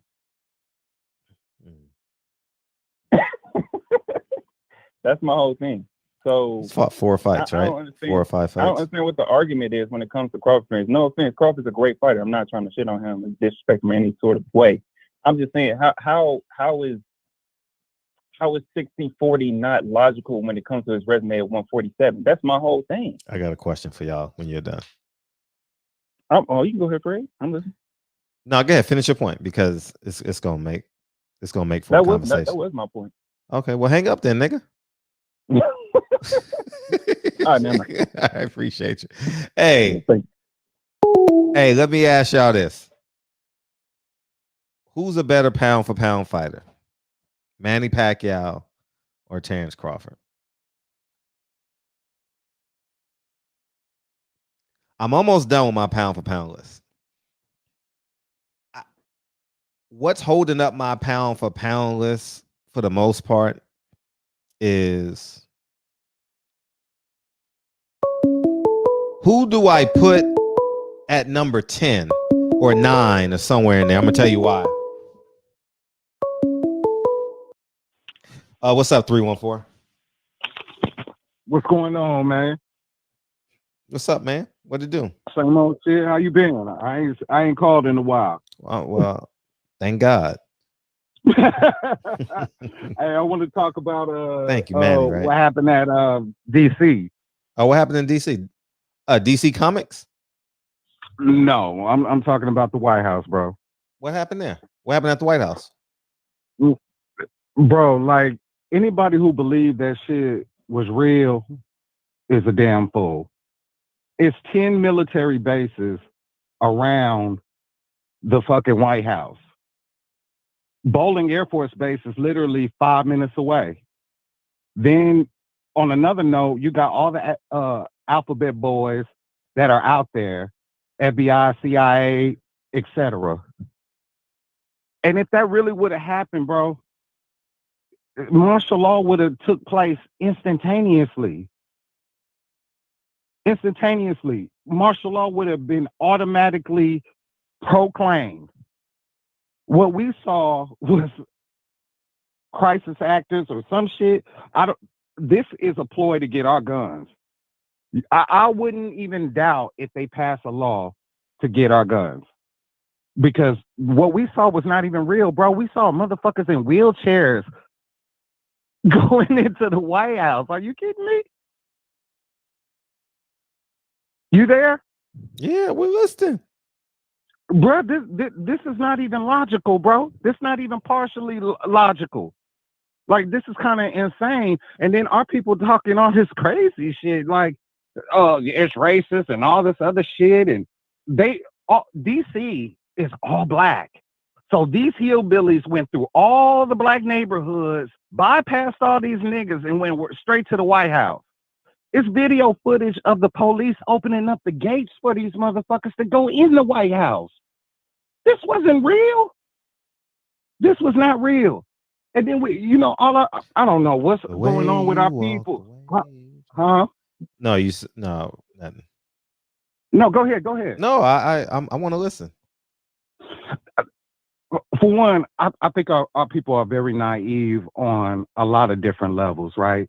The dude earlier, I think he was like the second or third call, very educated dude. He talked articulate, but I could tell he doesn't study, because at the end of the day, he was talking about black representation and all this other shit. All our black leaders, celebrities, athletes are all Masons. When they get to the fucking top, they don't represent us no more. You fucking foolish people. That's why when they get up there and they ask you, hey, what's your take on black this, black that, whatever the fuck, they never respond. They give you the fucking Floyd Mayweather. Well, all lives matter. All these niggas are Masons. They're not here to help you. They took an oath to this white boy. They're not here to help you. Y'all niggas better wake up. This is we in a war. Think about it like this, right? If you listen to everything, it's called television programming. It's not called telefax. It's not telling you no truth. It's telling you all lies. So if Trump tell you that it's the China fucking disease, do you know if a country released a biohazard upon our lands, it wouldn't be no China. It would be a fucking hole in the ground. Y'all niggas are slow. Y'all are slow as fuck. And let's look at this at an even more logical frame. These goddamn face masks and shit, these are biohazards. If it was really, this virus was exactly what they're saying on that fucking television that you believe is telling you the truth, they would be burning these motherfuckers. What are they doing with the COVID bodies? They're still fucking burying these motherfuckers. They're not burning human beings. They're not burning the bodies. Our people are fucking delusional. It's still things about that happened years ago, like 9/11. Y'all niggas still believe that shit was real. It wasn't real? Fuck. Okay, let's break this down. And everybody who's on this phone call, use your smartphone to do smart shit. So here's a good example, right? We're going to ask Google, jet fuel, what does it burn at? What degree does jet fuel burn at? Okay, once you get that answer, write it on the side.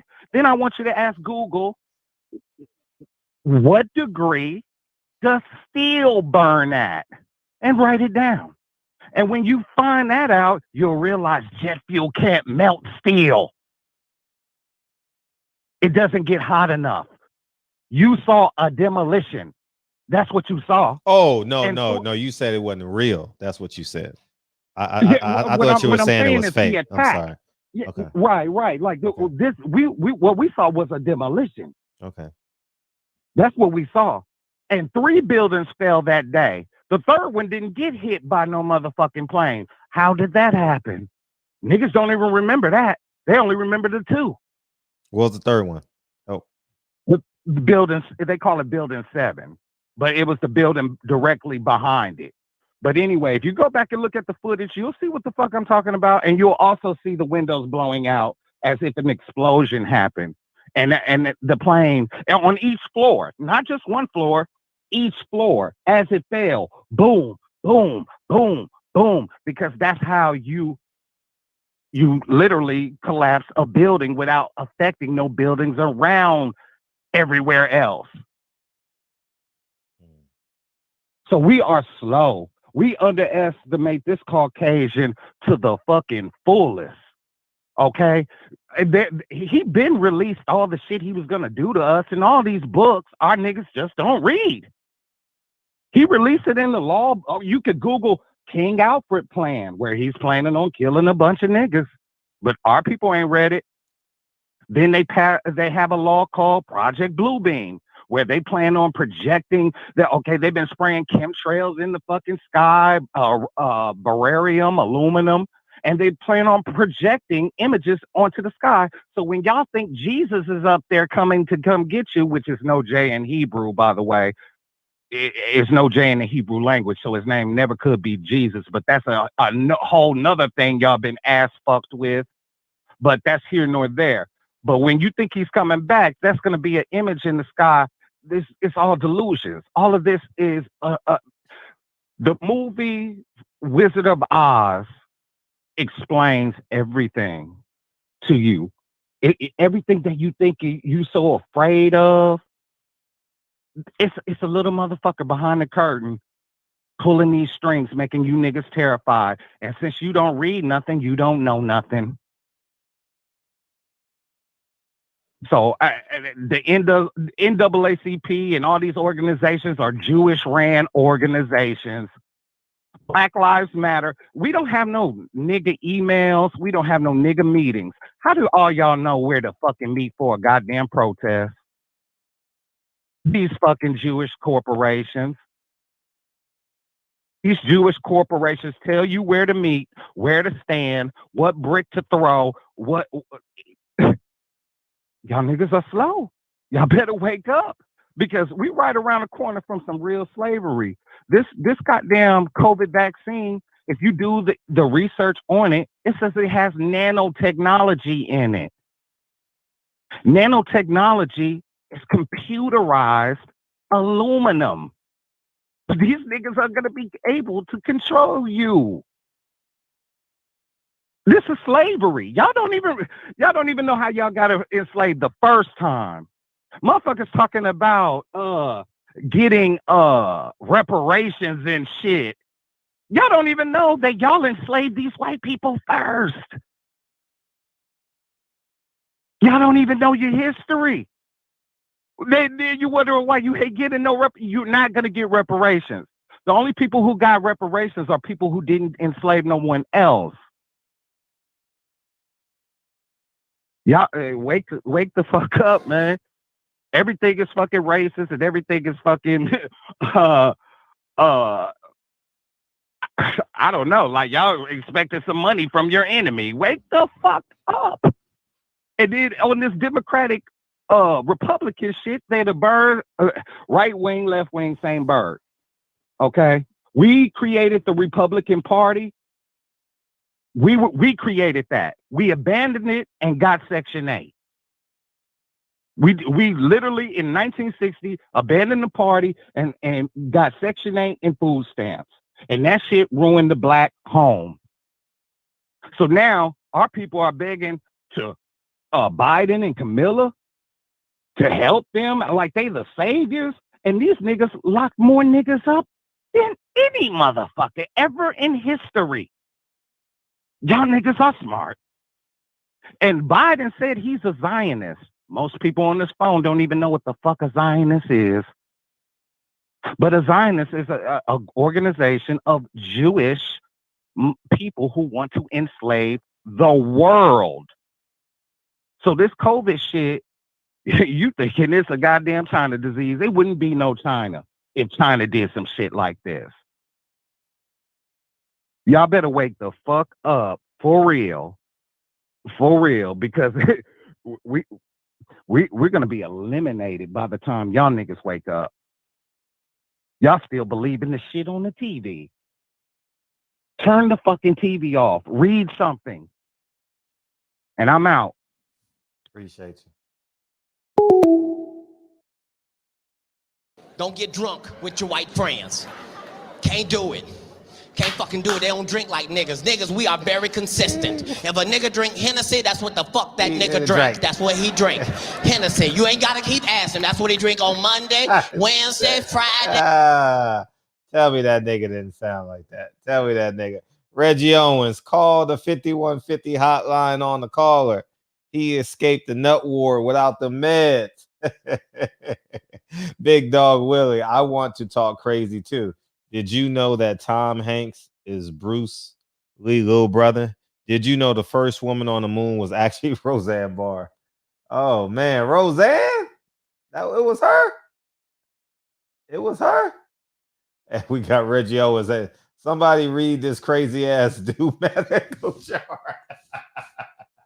Oh man. Oh man. Oh man, that was fun. That was fun. You sound like Ice-T. Oh man.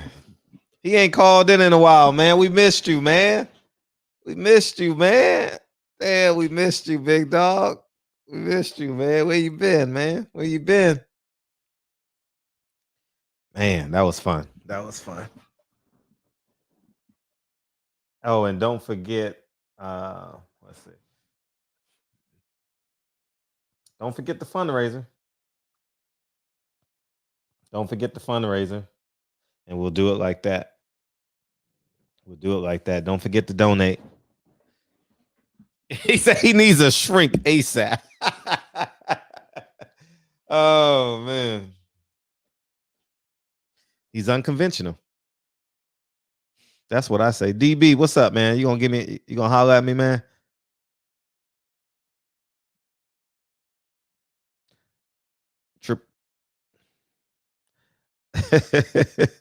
We missed you, man. Hey, you got to tell us your name next time you call in, man. And you got to call in, man. You keep us on our P's and Q's. You make sure we listening in the last hour, man, because y'all niggas be falling asleep, waking up and shit. Oh yeah, oh Fred's still on. He woke all y'all niggas up. He woke all y'all niggas up. Oh man. 5'4" in the building. Somebody said, wait, you 5'4"? Who said that? That's how I said Jarvis would say. Wait, you 5'4"? Hey man, what's up, man? What's up, man? I mean, I just think about David Allen Greer and I Damon Wayne. Wait. I know I wanted to do that one, dog. I wanted to do that one. Oh man, I wanted to do that one too. I was thinking about that shit too. Yeah, I'm able. And now Public Access presents Men on Films.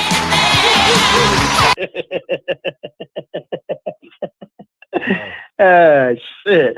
Yeah, everybody. Yeah. Oh, what did it give me? G. McKenzie said, H Money woke me up. I woke up with that shit. Don't be afraid to be who you is.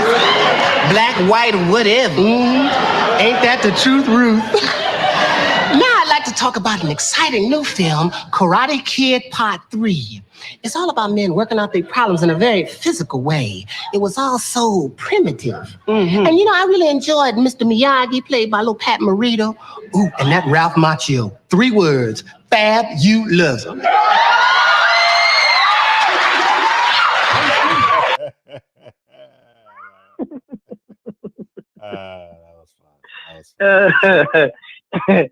And they go over there punching the air right now. Oh, or actually clawing at the air. Meow. Y'all niggas. Well, yeah, no, I already know I ain't shit though. I've been knowing I ain't shit, so this ain't nothing brand new. Yeah. Welfare is not a black thing. Stop pushing stereotypes. What'd you say? What they say? Rod 870 says welfare is not a black thing. Stop pushing stereotypes. He woke. There you go, Rod 870. You go tell him. He woke y'all niggas up. Hey, call in Sunday. We need you. Ain't no fights. What we talking about Sunday? We ain't got no gas. Oh, we still got to do the categories for the barbershop itself. Yeah. So hold on real quick. I want to get back to this Manny Pacquiao, Terrence Crawford thing real quick. Okay. All right, cool. So when I hear people going through these lists, right? I did, Mike. And I know everybody's got their own version of what pound for pound mean, but think about the essence of it, right? If you Google it or look it up on Wikipedia, whatever, right? Pound for pound, doesn't it mean a style or a fighter that can beat anybody, no matter what weight class? Yes, no. I think it's morphed into what people think now. But yeah, okay. the genesis of it, yeah. Like if you were a featherweight and you moved up to middleweight, you would be able to meet the middleweights based off your style, yes. Okay, right. So how many losses did Terrence Crawford have? 0. How many losses did Manny Pacquiao have? What do you have, 7? I think 7 losses and 2 or 3 draws. Correct? Yeah. Cool. Some of those he rectified.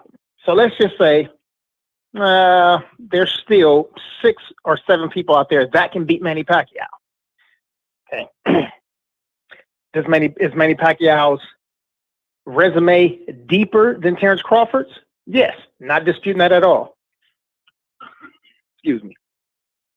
It's deeper, more competitive fights, bigger names, etc. But he has not rectified those losses, which is one of the reasons why we put Terrence Crawford above Vasily Lomachenko, because he had a loss that he could not rectify, right? against Salido. Okay, and now he got 2. So there's no way unless Salido comes out of retirement, he beats the dude up, and then he also gets a fight with Tia Female and beats him up. Right. So when you ask the question, what was the question you asked about Terrence and Who's the better and Manny? pound fighter? But yeah, pound for pound. So if it's pound for pound, it's Terrence Crawford. Why? No matter how weird he is, how crazy he acts, how funny style he be, if it's pound for pound, it cannot be a question because nobody got in the ring with Terrence Crawford and showed that they could beat him. Period. Hands down. Bud beat everybody, whether no matter what style they fight or what their resume look like, Bud got in there and beat on everybody he stepped in the ring with. So Chocolatito, by your definition, before his loss, was a pound for pound fighter. No, I'm saying somebody could put him on the list. He wasn't on my list, but I'm saying somebody could have put him on the list, and okay, it could qualify. But Manny has several. It's not one. Like, for example, when we talk about Jamel, right? Jamel had one, which was controversial, and then he came back and he rectified it. So Jamel's style can beat any person that he gets in the ring with because it's proven. Who did Manny lose to? He lost to... Oh, shit, pull it up. His first 2 losses were people we don't know. I'll pull it up. There you go, Mir. He said Pac is a better fighter, but at this point in his career, he's not in high regard. Mm-hmm. So why Earl and Bud want to fight him? Why they chasing him? Oh, because he's got a lot of, just like how we saw right here, all of these brothers that's going to cap for him. You got a whole nation in Southeast Asia that's going to buy the fight, push for it, and then obviously their own version of their diaspora all over the place is going to do it too. Yeah. Not only that though, whenever a black fighter fight against any non-black person, everybody in the world, whether they're black, whites, a large majority of the Latino population, are all going to go, or in high numbers are going to go against the black fighter. So everybody's going to watch the fight. So they fight against Manny Pacquiao because it's just the money thing, and also to get a legendary name on their resume. That's it. But don't get me wrong. Manny ain't no slouch. He ain't no pushover. Shit. I mean, he just showed what he could do against a young fighter in Keith Thurman. Okay, I got him. Eric Morales, he avenged that one. Tim Bradley, he avenged that one. Marquez, he avenged that one. Floyd Mayweather, he didn't avenge that one. And Jeff Horn, he didn't avenge that one. And the other 2, we don't know. I remember he came over here. There's some Filipino guys I don't know. Right. And then he's got, how many draws does he have? 2 draws. His there 2 draws were Marquez, right? One was Marquez, and the other one was, let me tell you. Somebody Sanchez, 31-9 in San Francisco. Taylor lies. Manny is a legend, but Bud is pound for pound. There you go. That's true. And not hating on Manny, just purely speaking what's true. He's got several losses that he did not avenge. So how can that doesn't qualify for pound? You can say Manny's a legend. Manny's got a resume. Manny's more respected. Manny makes more money. All of that's true, but that don't make him pound for pound. He's active, and he beat an undefeated Keith Thurman. He's never Bud Crawford's never beat someone the level of opposition as Manny Pac as Keith Thurman. Yeah. Abraham O'Daly said, "How about in their prime?" Man, that's a conversation I'll go on for a whole show. A conversation going for a whole show. Yeah, I don't know if they taking drug tests. I pick Bud. Let's see. Pac has far way better competition than Bud. I think both. I think Earl beats him for sure. I need to see Crawford in a fight, man. I mean, but this only person I want to see a fight now is Earl Spence. So I don't really care for Sean Porter, and that shit was all cap anyway. I told y'all niggas that shit was all cap. That shit all fake, man. Al Heyman don't want the fight. Bob Arum don't want the fight. I knew it, man. That shit. How come that fight ain't signed? Bud's supposed to. Somebody got to fight in April on Top Rank. Somebody got to fight. Somebody got to fight in March because they got they got the I'm just going off based on their scheduling, how they do their scheduling. The two Latin kids are fighting February 20th. Who's fighting in March? Then who's fighting in April? Man, make the fight if you're gonna make the fight, so Yeah. so shit is all cap, Yeah, man. hold on. Sean Let's see, Porter, hold on, I don't think Sean wants to risk his career against Terrence Crawford. It's over at this point. No, I disagree. I think Sean will take that fight. Sean, Shit, I don't think his dad will let him take that fight. man, listen, Sean Porter already got in the ring with Thurman. Damn, he got in there. Let me see. Thurman got a win over him. EJ and who? Danny and Kell Brook, right? Are those the four? Yeah, but if he loses this fight, he has no leverage against any opposition. Wherever he ends up after that fight will be exactly where he'll be right now. Fighting against Bud will actually be a fight that people said Kell Brook because that was just a name that we recognized, right? And we knew that he had some talent at some point. But this would actually, him fighting against Terry Porter, what's the fucking name? Sean Porter would actually be a fight that we would tune in for. Yeah, we would watch it. But right. Go ahead. I'm sorry. No, I'm just saying that's going to raise his profile, even if he loses the fight. Especially if it's a competitive fight. If he goes in there and he it's going to be a competitive fight. No one watches Sean. Yeah, I think that fight goes. Sean Porter either bulldozes Bud, with that style. I'm not saying he outboxes him. Calm down for the people in the chat. I didn't say he outboxes him. He bulldozes him, or Bud outboxes him, and no matter which way it goes, it probably goes to a decision. You know what I'm saying? And the people that hate Bud are going to say it was close and Sean Porter won that fight. He just barely lost and come up with a shitload of excuses. And then for people on the Bud side will do exactly what they've been doing. Is Sean a Hall of Fame fighter? Hello? Yeah, can you hear me? Yeah. Is Sean a Hall of Fame fighter? Hello? Yeah, so next subject. I think he's one of the good fighters of this era. Right. The same thing that you're asking about Sean Porter is kind of what I was saying about Manny Pacquiao. Like Sean Porter, he's fought a ton of good people, right? He's fought some of the best guys in the division, right? But he's not winning those fights. Just because you're in the fight doesn't make you great. You know what I'm saying? Mm-hmm.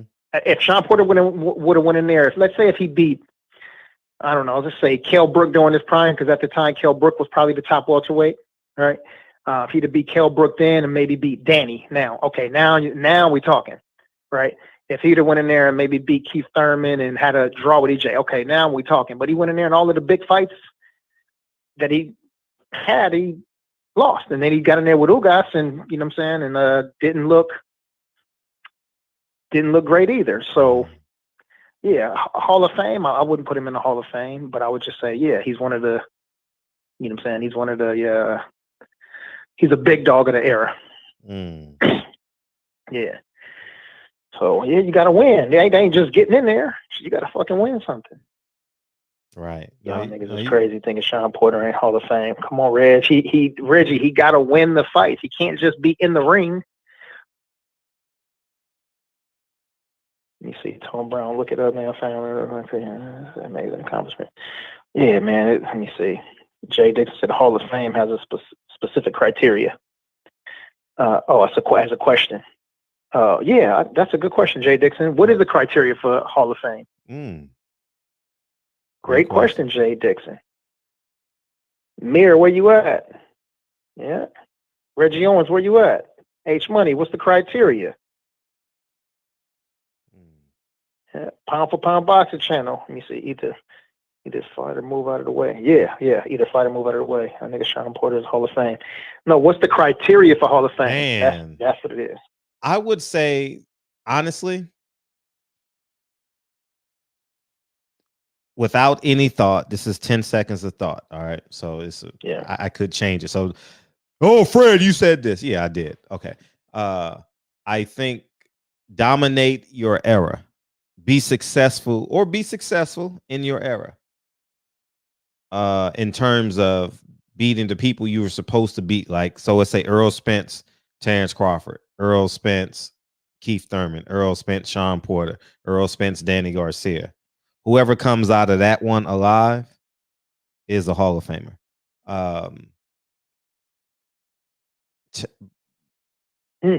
I think Cletus said 2-time champion. Is that the criteria, Cletus?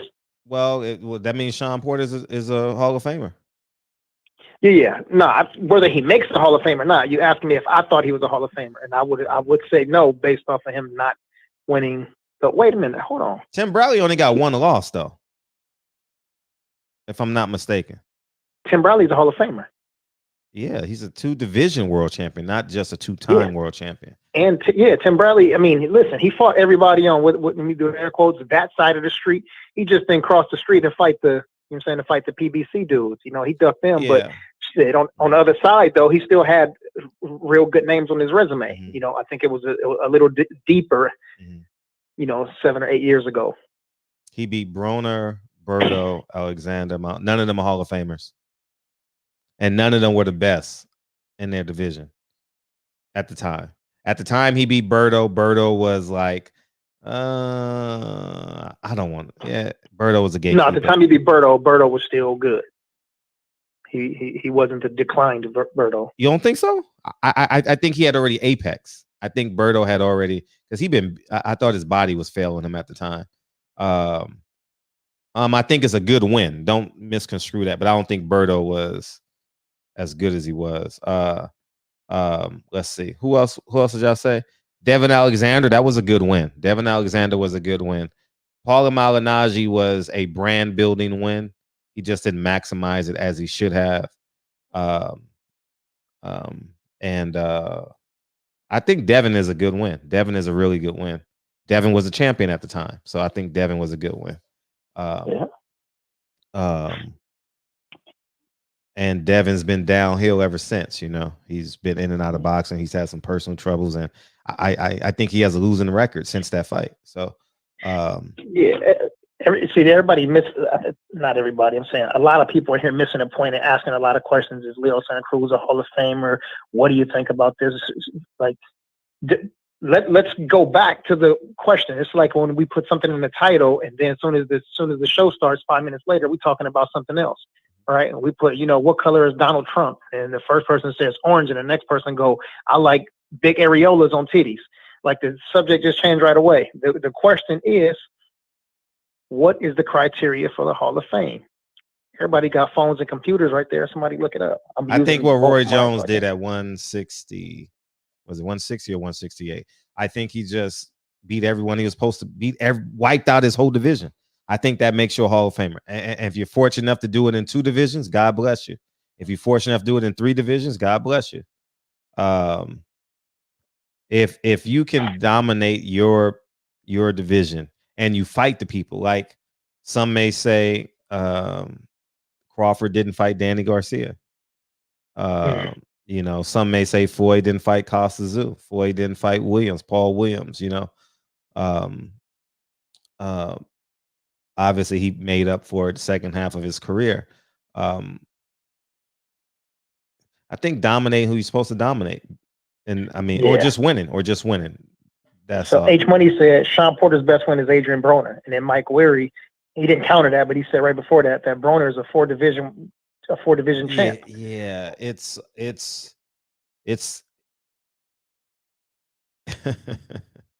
30, 35, 40, 47. It's Broner is weighted different, and y'all know it, man.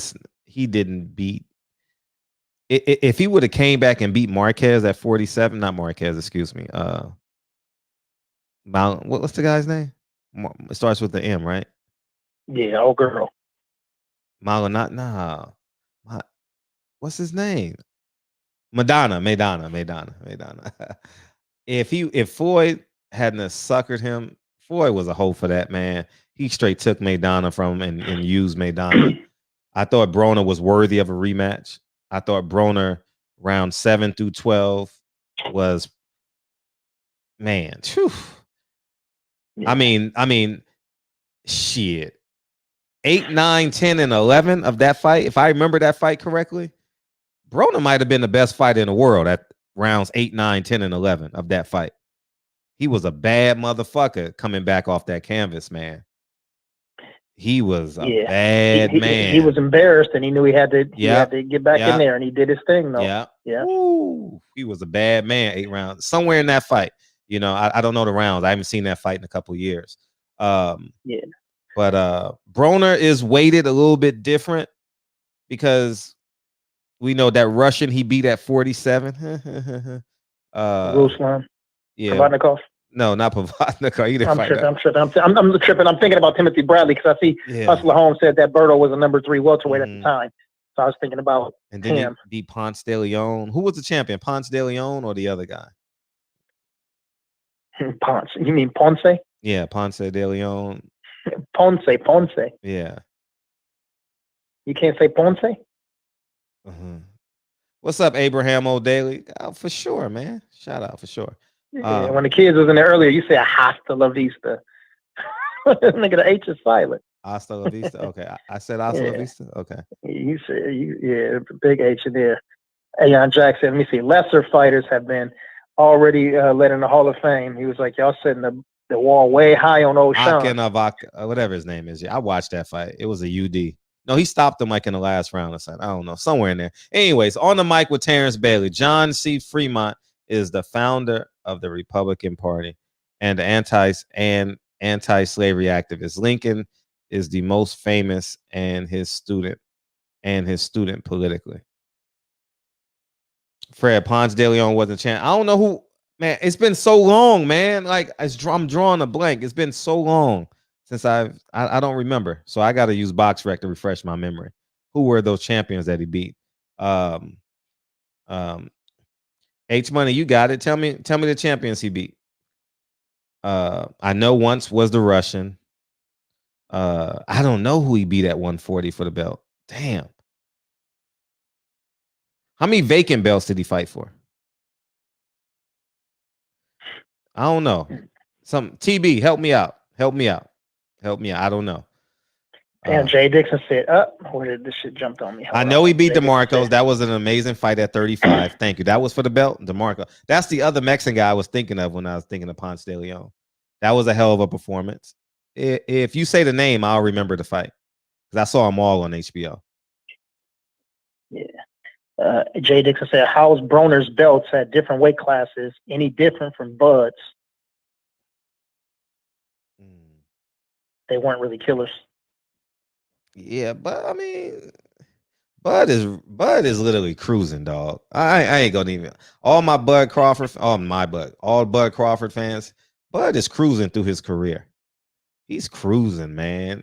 He getting paid handsomely, and he fights second and third tier opponents, man. You think he really upset? You think he really care? You know, for real. Youngest 4-division champ at 23 years old. Mir said, "Yeah, man, yeah. You can't, man. It's crazy. No matter where you are, you cannot disagree anything with Manny Pacquiao because brothers are getting there caping and capping for him harder than they will for shit for anybody else. And because so the same people. I don't know, man. I guess you know what though. It's majority Christians. I mean, I get it. You know what I'm saying? The Christian boxer. So everybody jump on board. The guy with the Hennessy sponsorships that beat his wife and got 2 kids out of wedlock, caught with a prostitute. Yeah. But yeah, that guy. I'm saying a guy that don't want to take a drug test because he's scared of needles but got tattoos. That guy. Yeah. But you know, hey, you know, I know. What am I? I'm just a hater. Damn, you know what? I was tripping off something I thought about earlier too. I remember back in the day I used to watch the Boxing Voice before they were all the way haters. Yeah. And the Boxing Voice haters? The Boxing Voice haters? I didn't know that. Yeah, come on, man. I mean, you cool with Ness and shit, so you know what I'm saying? Like, yeah. I mean, I'm not cool. We just work together. You know, I just respect. No, I know. I'm saying like from politicking at the events and all that type of shit. But I'm just mean like, yeah, they be yeah, they be on some hater shit. Damn, I need this. You know, so whenever I see somebody, say something, you might let it slide once or twice, but after you hear like 3 or 4 times, I'm like, yeah, let me unsub to this shit. I'm getting the fuck out of here. Okay, I don't want to hear none of that. Well, I got to catch it then, because I would. Yeah, but it's shit. I haven't been over there for like 2 years, or Oh, a okay. year and a half or so. So, yeah, I ain't fucking with them. All right, we got a call to action. Can I do this real quick? Yeah. All right, thank you. Sorry, I got to get a little close. Y'all know my eyes get weak and shit when I get as the show goes on. So, a black lawyer, freedom at risk. Let me go read it here. It says black lawyers are not strange fruit hanging from the popular trees. California lawyer facing up to 1 year in jail after being profiled, mistreated, tased, and arrested by the courtroom bailiff. So we got a call tomorrow. Okay, call tomorrow. Attend the sentencing hearing Friday, January 8th, 8:30 a.m. in person, San Bernardino Superior Court, Haven. Or we could or by phone 909-285-3717. So if you guys can see it, take the time to make a phone call tomorrow. The phone number is 909-285-3717. All right. And I'm gonna research this case. His name is Jason Person Lynn. J Person, 1 year in jail. I'm gonna look that up when the show is over. So make sure you guys. I'll tell you his name again. His name is Jaaaye Person Lynn. So make sure you guys do your research on that. Someone just sent it to me from the show, so that's why I'm doing it blindly. So all right, here we go. Salute fam. What is your opinion on Virgil Ortiz? He is my number one, but definitely think he has a very bright future. He is young, but looks great in the ring. I've never seen him fight. You have an opinion on Virgil? I mean, I've seen him fight on Instagram. I haven't seen him fight in a 12-round fight, so I haven't seen him. Yeah, Virgil good. Good? Shit, I think he. Okay, I'm gonna take your word for it. All right, so let me say this, and I know that extremists, they're waiting for any one thing. I think the only person like out of the young class of dudes, because I know they're bigger than the so-called 4 horsemen at 135, and I don't really see a whole bunch coming out of 140 to move up to 147 and do major things. But I think that I don't even know. I won't even say competitive, but I know a big fight in the future though will be him and Boots. Like that's going to be sure. the black and Mexican. You know what I mean? By the way, the big fight. Yeah. Sean ducked Boots on Blue Blood show. He said, "Nah, I ain't fighting that young horse." Yeah, let's see. Let's see in the chat. Look at somebody finna start going crazy. Let me see. Virgil from Texas. I gotta watch him. Like I'll watch him at some point. You know, I just he had never been on my radar. Yeah, and I think Boots would beat him within 5 to 6 rounds. You know what I'm saying? I'm just saying that'll be a big fight. If they do what all these dudes do now and duck each other for another year or two, and then doing my air quotes, build the fight up, let it marinate. If they do that shit, I'm pretty sure there'll be enough tension between black and brown in the boxing community to have it as a decent fight. Yeah. What's up, Deacon 305? Hopefully your family's doing good, man. I ain't. Shout out to the Deacon. Thank God I ain't heard from him since he called in and spoke to Sugar Hill. You know, I guess it took a lot out of him. So who else I gotta bring in so Deacon 305 don't call in? Shit. Who else? Oh, man, you better give my Deacon some love, man. Only pastors on this platform. Cortez versus Boots is a fight I want to see. Yeah, Cortez versus Boots. Boots will dust him off, though. Yeah, let me say it again. Boots will beat him up. So let's just stop with that. Put exclamations on the end of it. So what's Keith Thurman gonna do? He gonna fight a nobody, and then Sean don't want to fight him. Sean, see, this is the weirdest shit ever. Keith Thurman is out here trying to get fights, right? Sean Porter says he's not. Sean Porter said Keith Thurman is not worthy of fighting him. See, this is all clout, man. This is all. Why is Sean Porter saying he don't want to fight Keith Thurman? I would pick Sean Porter. People pumping Sean up from not getting knocked out by EJ. I would pick Sean. I would pick Sean to beat Keith Thurman at this stage of their careers. In my humble opinion, like, I mean, I gotta stop saying that. I just think that I think Sean would beat him. I think Sean is more active. I think Sean got more dog in him at this point. Go fight him, but they're not gonna get the money they want because there's no money out there for them. I don't know, man. This is why. Hell no, Mike Weary. What Mike Weary say? It's gonna be Earl versus Thurman. You don't think so? I don't know, man. Something got to give because we'll have Bob on next week, Tuesday or Thursday. I'll call him next Tuesday, see if he want to come on Tuesday or Thursday. It's just, I just don't know, man. Like, how can you say, nah, I don't want to fight Boots Ennis, which is kind of okay, kind of not, kind of is. I don't know. It's your perspective on that. And then say Keith Thurman isn't worthy. Someone sent me a clip saying that and that's basically ducking. And Keith Thurman doesn't want to fight him, you know. So I don't know, man. All this shit is just, why isn't Sean Porter and Terrence Crawford moving forward? Why isn't Earl Spence Crawford moving forward? You know, all this shit is just beyond my own understanding. You know, watch that Valdez Burchelt fight steal the fucking show. Watch it. Watch we be talking about that fight for 3 weeks. Because that's the way the boxing gods work. I'm not saying it because they're Mexican or not. I'm just talking about everyone sitting on their hands. February 20th, this may be the best fight we've seen in a year. With some level of name recognition, you know. Watch. Because niggas just sitting on their hands like, I'm fighting you. No, you ain't fighting me. Yeah. And watch. Someone just gonna come right underneath him. Burchelt, the winner of that fight, gonna be a superstar for a year. Yeah, I like Burchelt. I've only seen him against lesser opponents, and I like his style. You know, he fought on ESPN twice. I seen him fight on ESPN twice, but before that, I hadn't seen him. So but watch that Burchelt, because we ain't got no good fights. We ain't got no good fights before then. Oh, Chris Lovejoy is supposed to fight Bermain Stavern. Yeah. Oh, yeah. I saw that. Oh man, I'm so excited. I'm so excited for that fight. That's a fight I want to see. That's a fight I really, really want to see. Yeah. You know, Berman like 40, 41 or whatever. He like in his 40s. You know what I'm saying? So I know they're not going to give Lovejoy credit for the win if he don't knock him out. They better Wilder fashion, huh? They better, because they say he fought 19 nobodies.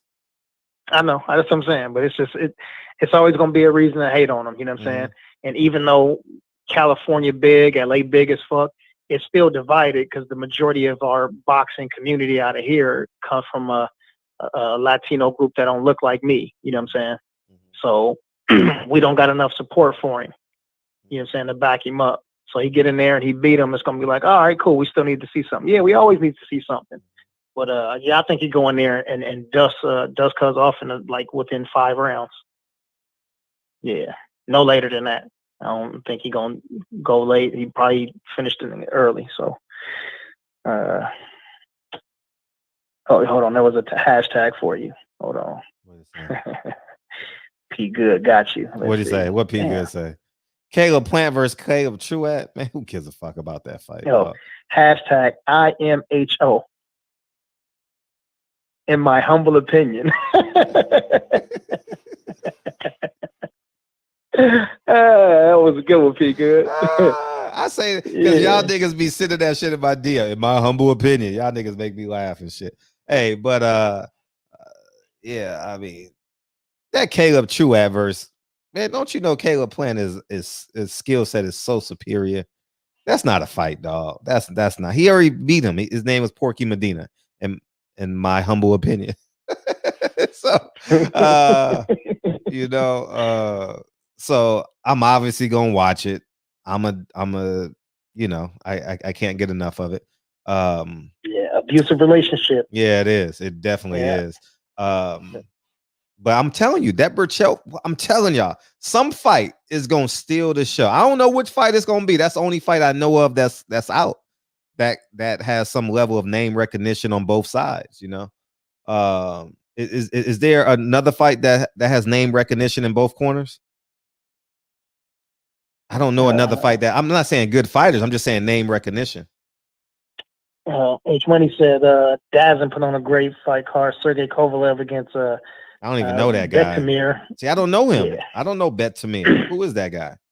Is he good? What is he? 6-0? He's coming over to America. What is he? 7-0? I bet he ain't got 10 wins.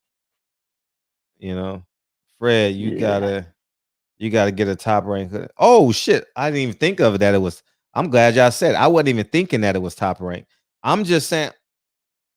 Shit, I want PBC to put.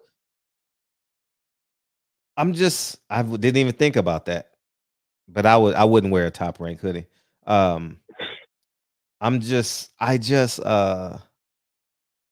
What fight does anybody? I don't give a fuck who it is. DAZN. Who does DAZN have on the card? I don't care. I really don't care. I've been advocating for 9 months that Al Heyman, someone got to be the COVID fight of the year. Someone got to make us believe in boxing. I've been telling Earl and Terrence and all those guys at 135 to make the fights, and all they doing is acting like a bunch of sophomores that made varsity. That's all they doing. You know, they don't want to fight each other, man. They know they not fighting. That's just all barking. Oh, Cool Boy Steph. Thank you, dog. Thank you.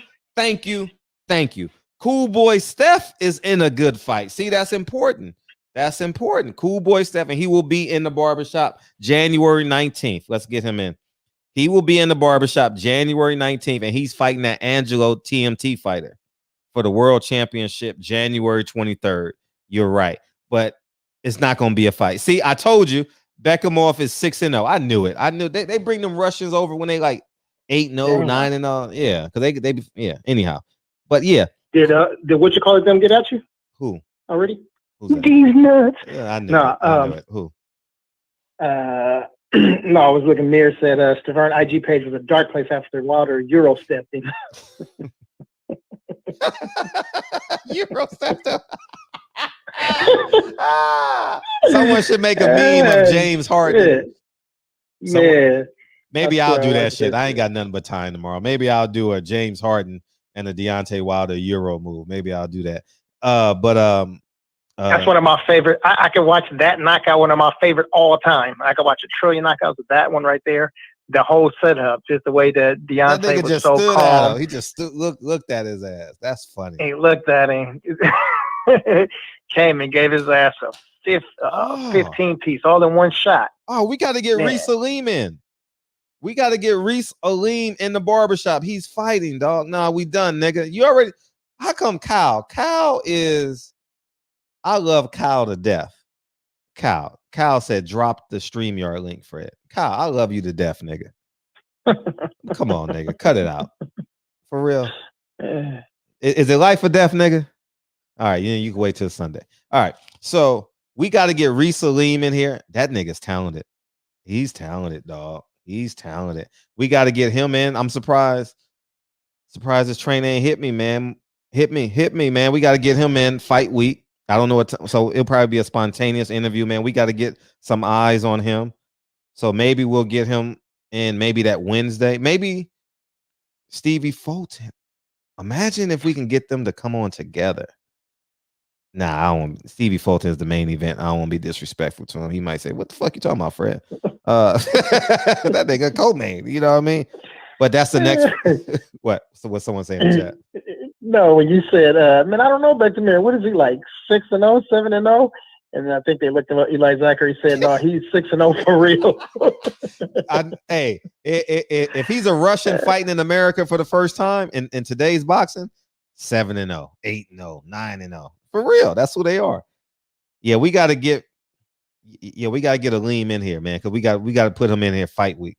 So just remind me to call and we'll get that and we'll make that happen. He's definitely just a phone call away. Yeah. But I don't hold Kovalev in high regard though. I It's used funny, I to. don't think many people do. I used to. I thought Kovalev was really good. No, he was. I yeah. think after the first Ward fight, he was still, he still had it. He felt like he still had his confidence. And he fell off. Who knocked him out? Joe Smith Jr.? No. Who did? Somebody did. I celebrated. It was 2 summers ago. Yeah. Damn. The guy who can't he can't get a win now. He can't get a win now. I know. He can't. He was a fucking mandatory for like 2 years. Yeah, he can't find a way to win, but he showed up that night. Kovalev beat him in the rematch, and then he just lost to Joe Smith.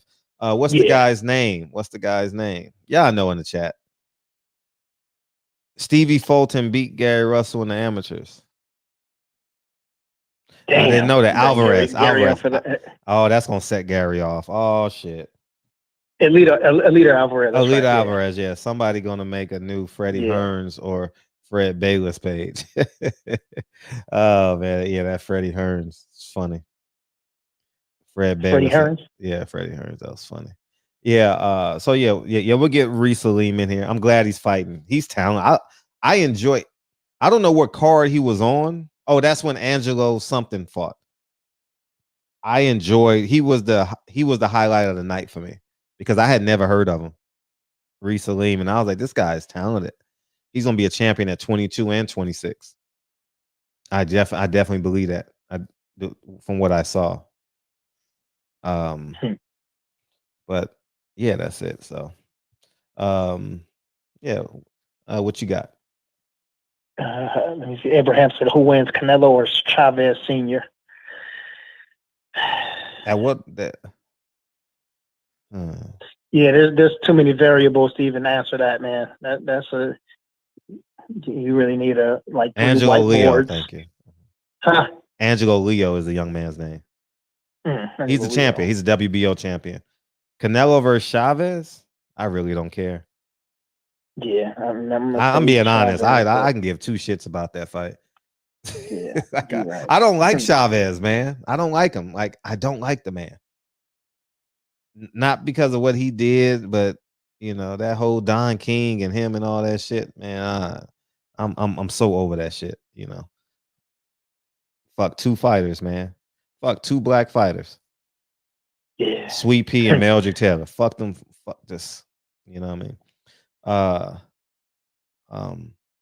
Yeah, I don't care. How you feel about the kid, White Chocolate? Who is White Chocolate? Who's White Chocolate? Shit, you talking about Caleb Plant? Shit. Who you talking about? Jason Williams? Jason Williams. Right? Yeah, I don't know. Yeah, shit. Tina Marie. Them the only White Chocolates I know. Who's White Chocolate in boxing? 122 is Fulton. Oh yeah, no, yeah. Oh, who you think will win, Reese and Steve? I'll tell you the 23rd. I'll tell you the 24th when we come in here. And we got Brianna Bet on the 25th of January. Okay. Who is Nakita Abobe? He ain't fought enough then. I don't know who he is. He ain't fought enough. Well, I don't know. I ain't seen him in no hip hop videos. White Chocolate. Nikita Abobe. Hope they don't announce him as that White Chocolate. I don't know. Hope they don't announce him as Nikita White Chocolate. What the fuck? I don't know. Let's see, Demetrius Andre versus Billy Joe Saunders about to be official. Man, you know what? I really, really wanted to see Demetrius Andre fight Billy Joe Saunders like 2 years ago. That shit ain't about to happen. Hell no. Fuck no. That shit ain't really, really wanted to see that. And then Billy Ho doped up. Boo Boo over there signed with he over there ain't doing nothing special. And he was he was definitely like one of my. A lot of people don't put him in a pound for pound list. He's in my top 10 pound for pound. Boo Boo. I think Boo Boo is the real deal. I think he got massive skills. You know what I'm saying? But he's there now. I don't know. Maybe one big fight and he's not on the list no more. But for right now, no. He got hella skill. I think he gotta be there just as much as Bud. Skill. But shit, we ain't really seen it tested. Yeah. He's not on my pound for pound list. I don't even know who he is half the time. Frankie Randall booked Chavez asked twice. Boxing Truth Serum said. Anthony Yard, what the fuck was that? Oh shit. He refused to give Whitaker a rematch. Oh, they're talking about the old fights. Anything for attention. Damn. Triple G's talking about next. that name.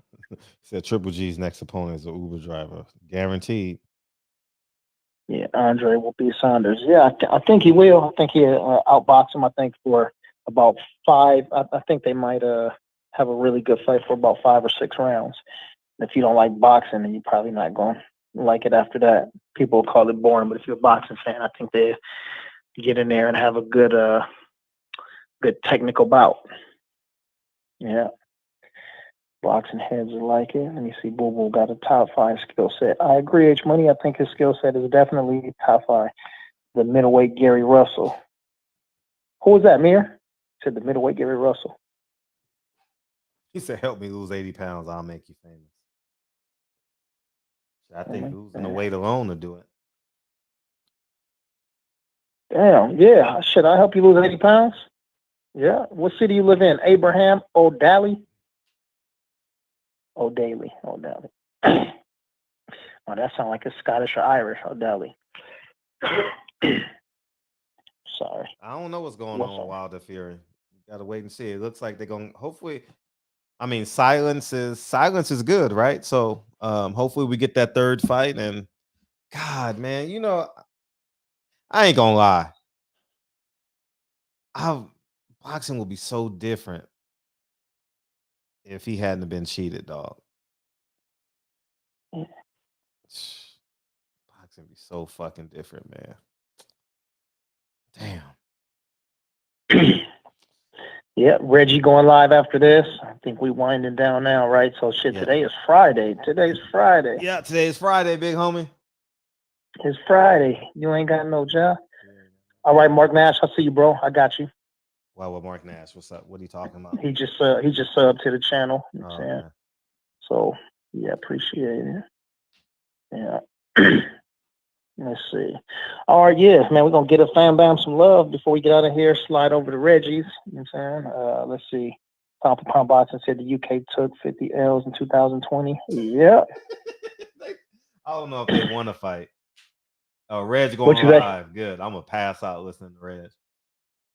Oh, Andre is the middleweight champion. Who's the middleweight champion? No, Amir said Andre is the middleweight Gary Russell.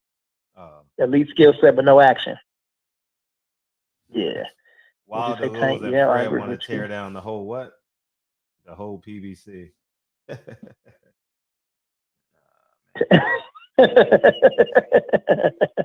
Man should have been protected. Get him, Mike Larry. Get him. Hey, let me see. What Tank say? Yep, I agree with you. Andre just needs to get the opportunity to fight Top Cop. Yeah, he's my top 10. Yeah, Demetrius Andre got talent. You know what I'm saying? No matter how weird he is, he definitely is a super talented boxer for sure. And I believe about I don't even know how many years ago, but when EJ was coming up, I had him and EJ as my favorite 2 fighters. I used to love watching them dudes box. And yeah, shit. Inactivity changes a whole lot. Yeah. Yeah, Monday we got Kendall Gill in the shop. Yeah, that'll be fun. Good chop up. Boxing Conversations with Reggie G. Owens going live after that, everybody. Let me see. Who's a better boxer, Wilder or Fury? Shout out to Edmund Duggar or Duggar. $4.99. Who's the better boxer, Wilder or Fury? Deontay Wilder. Deontay Wilder better than everything. He taller than Tyson Fury. He weigh more than Tyson Fury. He got more kids than Tyson Fury. He eat more than Tyson Fury. All that, everything better than Tyson Fury. All right, let's see. Got my bro part 4 in here. He said, Fred, did you tell Bob? Did you think Wilder got cheated? Yeah, we had this conversation. Yeah. Okay. I don't, man, listen. Bob Arum, see, this is y'all so ignorant. It's just beyond me. Bob Arum came in the barbershop and said, Teofimo Lopez need to stop crying like Wilder. Didn't he say that? He said that. Bob Arum knows where he's at, man. It's like when Bob Arum said there's no cheating in boxing. We all know 20 years ago he was brought on charges for cheating. So why? Yeah. So, but feel free to ask him. Feel free to ask him. He knows my stance on it. So. My cousin, also Eric Orlando, said Derek James won the WBA Trainer of the Year. He did. Is that true? I don't give a fuck. Okay, all right. Well, shout out to him. But you know what? The WBA is like the WBC. WBA got 5 titles in every weight class. It's like the WBC. Yeah, shit, every time somebody fight, they got a heritage belt or a copper belt. Yeah, you got to watch the interviews because he and I had a good debate over the cheating. It's in one of those interviews. I don't know which one it is, but we have fun.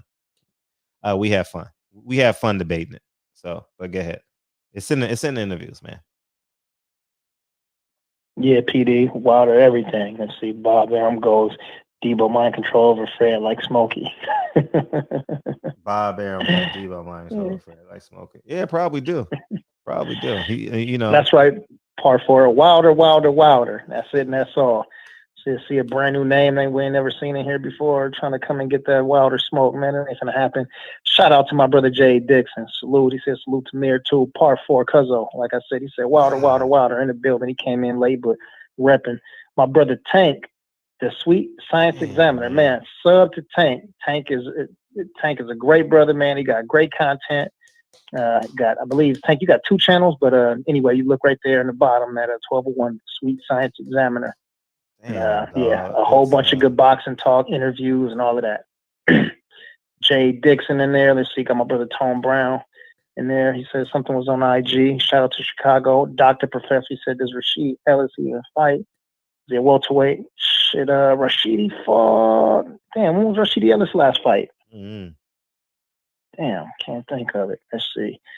Joe G, he said, absolutely H Money. Joe Gagliardi, Winter Hill in the building. Shout out to the Massachusetts fellas. Eli Zachary talks everything. What up to Texas and all them folks? He said, what happened to Anthony Peterson? Go watch that. Go watch the interview. Question. Go watch the interview with Brian Hunter. What's his name? Barry Hunter. He answered that question. I forgot his exact statement, but go ahead. He said he's doing a lot of training and stuff like that, and you mean like coaching training or training as in like getting ready? I think getting people in shape, Got you. Like coaching training. Okay. Yeah, coaching. Good.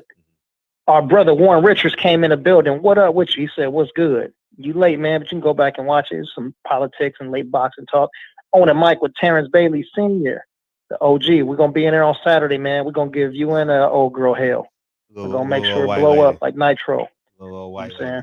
Yeah, you got to go viral. Brother. So you got to make sure you talk about, she's going to talk about Trump. Hey, but she said something controversial the past 3 months. What did she say? What did all lives matter. Blue lives matter. She said something. Maybe I'll ask her about that. Man, I gotta. Man, I want to see his reaction if someone asks her a tough question. Terrence Bailey will shit on himself.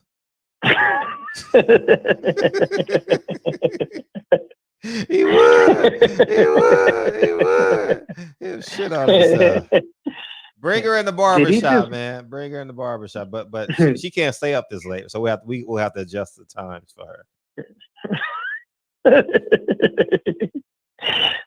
Shit, yeah, old people would definitely not stand out. Kyle, I see you cuz the boxing section. TBS.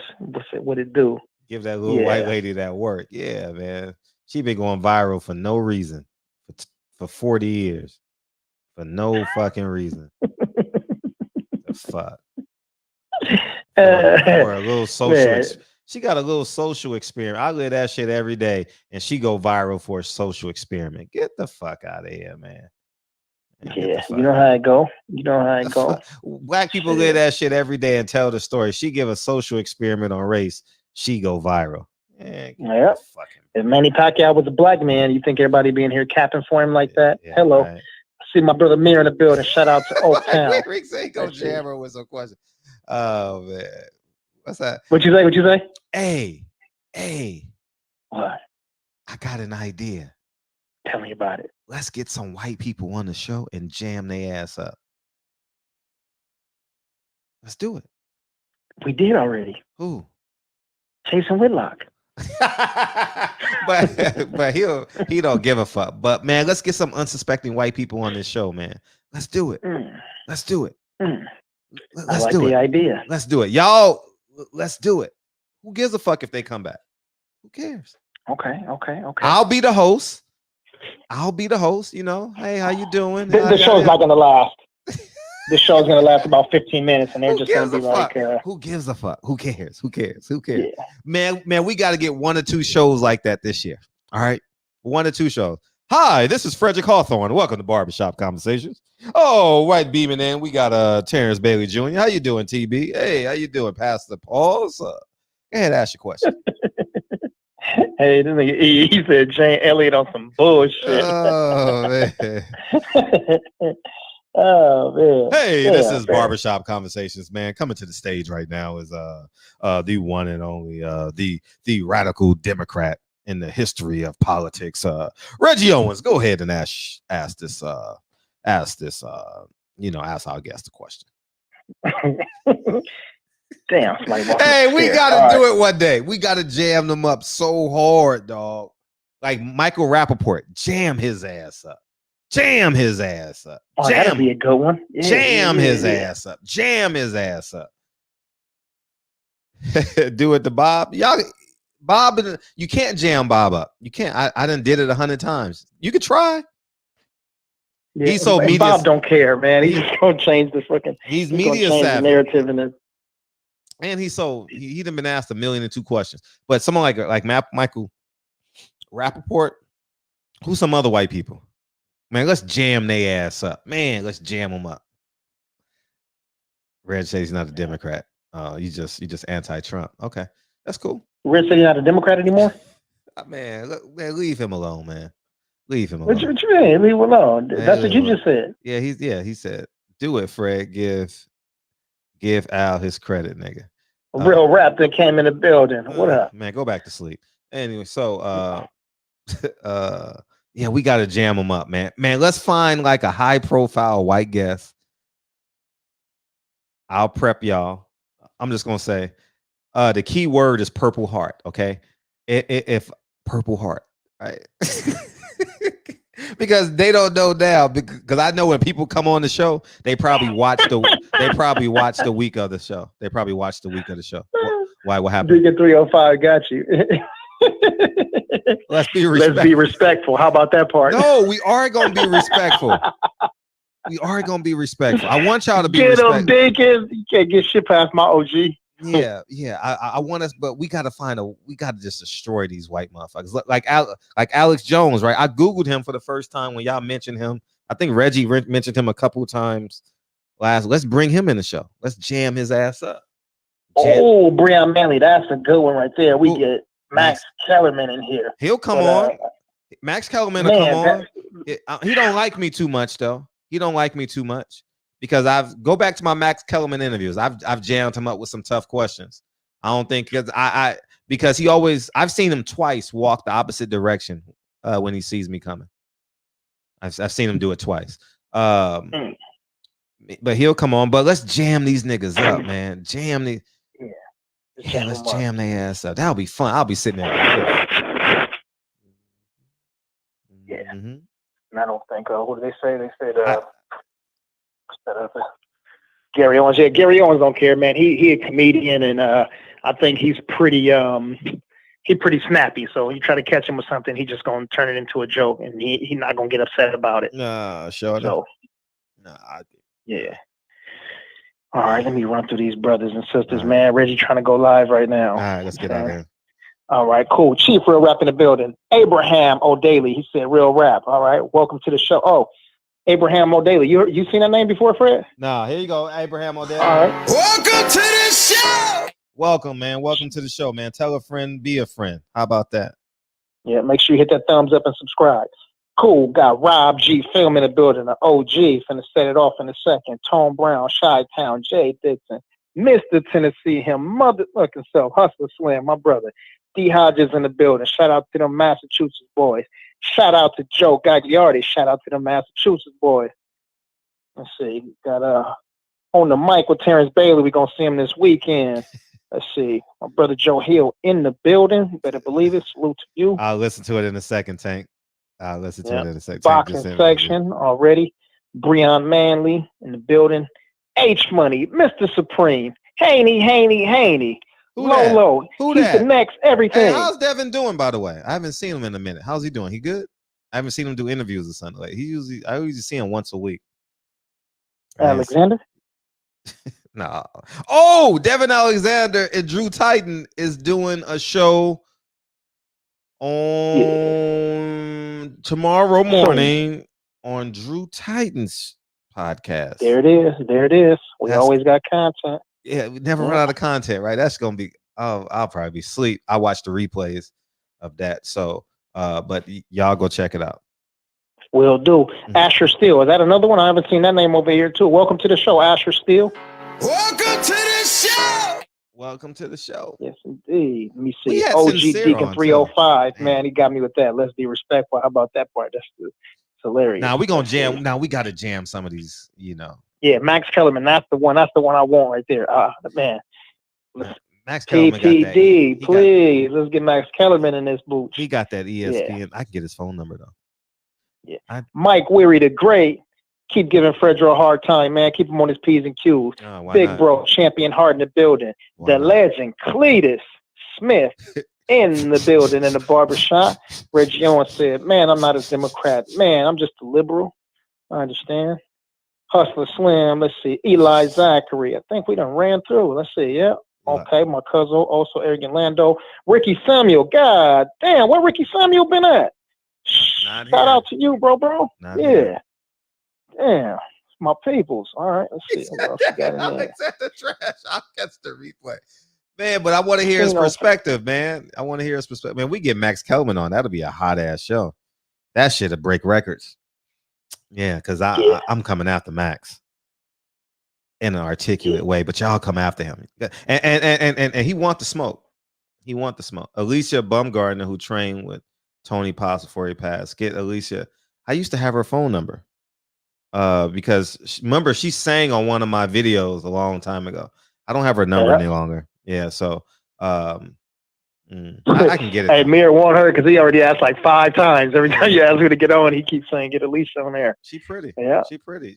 Yeah. She's smooth too. She's smooth. Yeah, she thick in the right places. If you like it like that, you know what I mean. If you like it like that, you good there. But she's married though, so Shit. When that ever means something. I'm supposed to say that. Oh, okay. Yeah, okay. All right. Well, shout out to Beyonce and all the single ladies. All right. Let me get see. Andre Sir Ward. Senior, Chef Andre Sir Ward. in there. All right, man. Andre Ward want to punch me in the face. That's what he want to do. All right. Hustlers Home in the building. I see you. And big shout out to the Queen, Patty Dean. Yeah, Pound for Pound Boxing Channel. Let's see. I think we done ran through the family. Oh, South Central Brigade. Okay, yeah, I did give a shout out to Tank earlier. Cool, man. We're gonna slide over down to Reggie Owens, Tino Fernandez. I'll see you in the building. Cool. Catch y'all over at Reggie's. Play the song, Fred. I'm here. I got you. What's up, PPD? I ain't said that. That's the first time I said that tonight. PPD. Let me get my quote up. PPD. People Fernandez, where you at? He in here. As soon as the beat drops.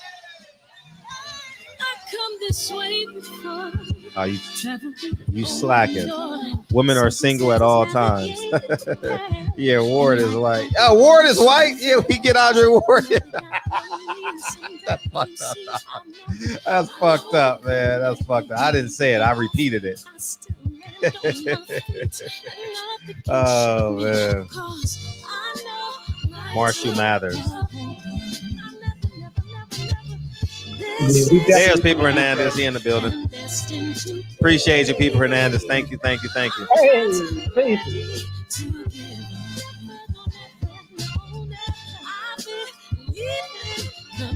What you got tomorrow, DB? Hold on.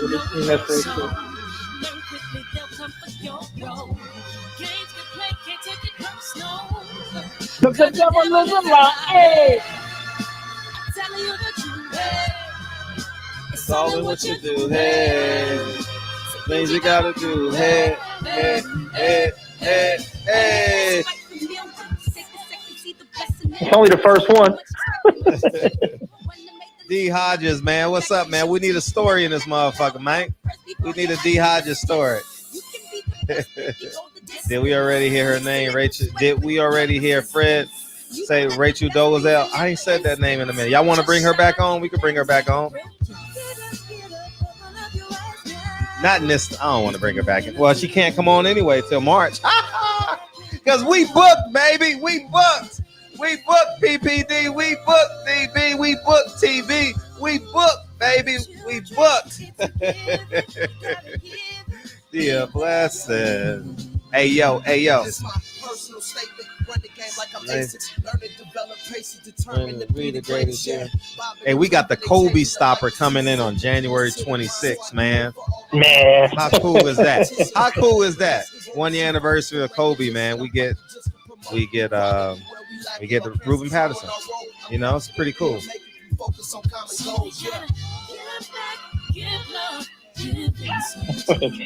Dick Vitale. Might as well get Dick Vitale on the show. Shit.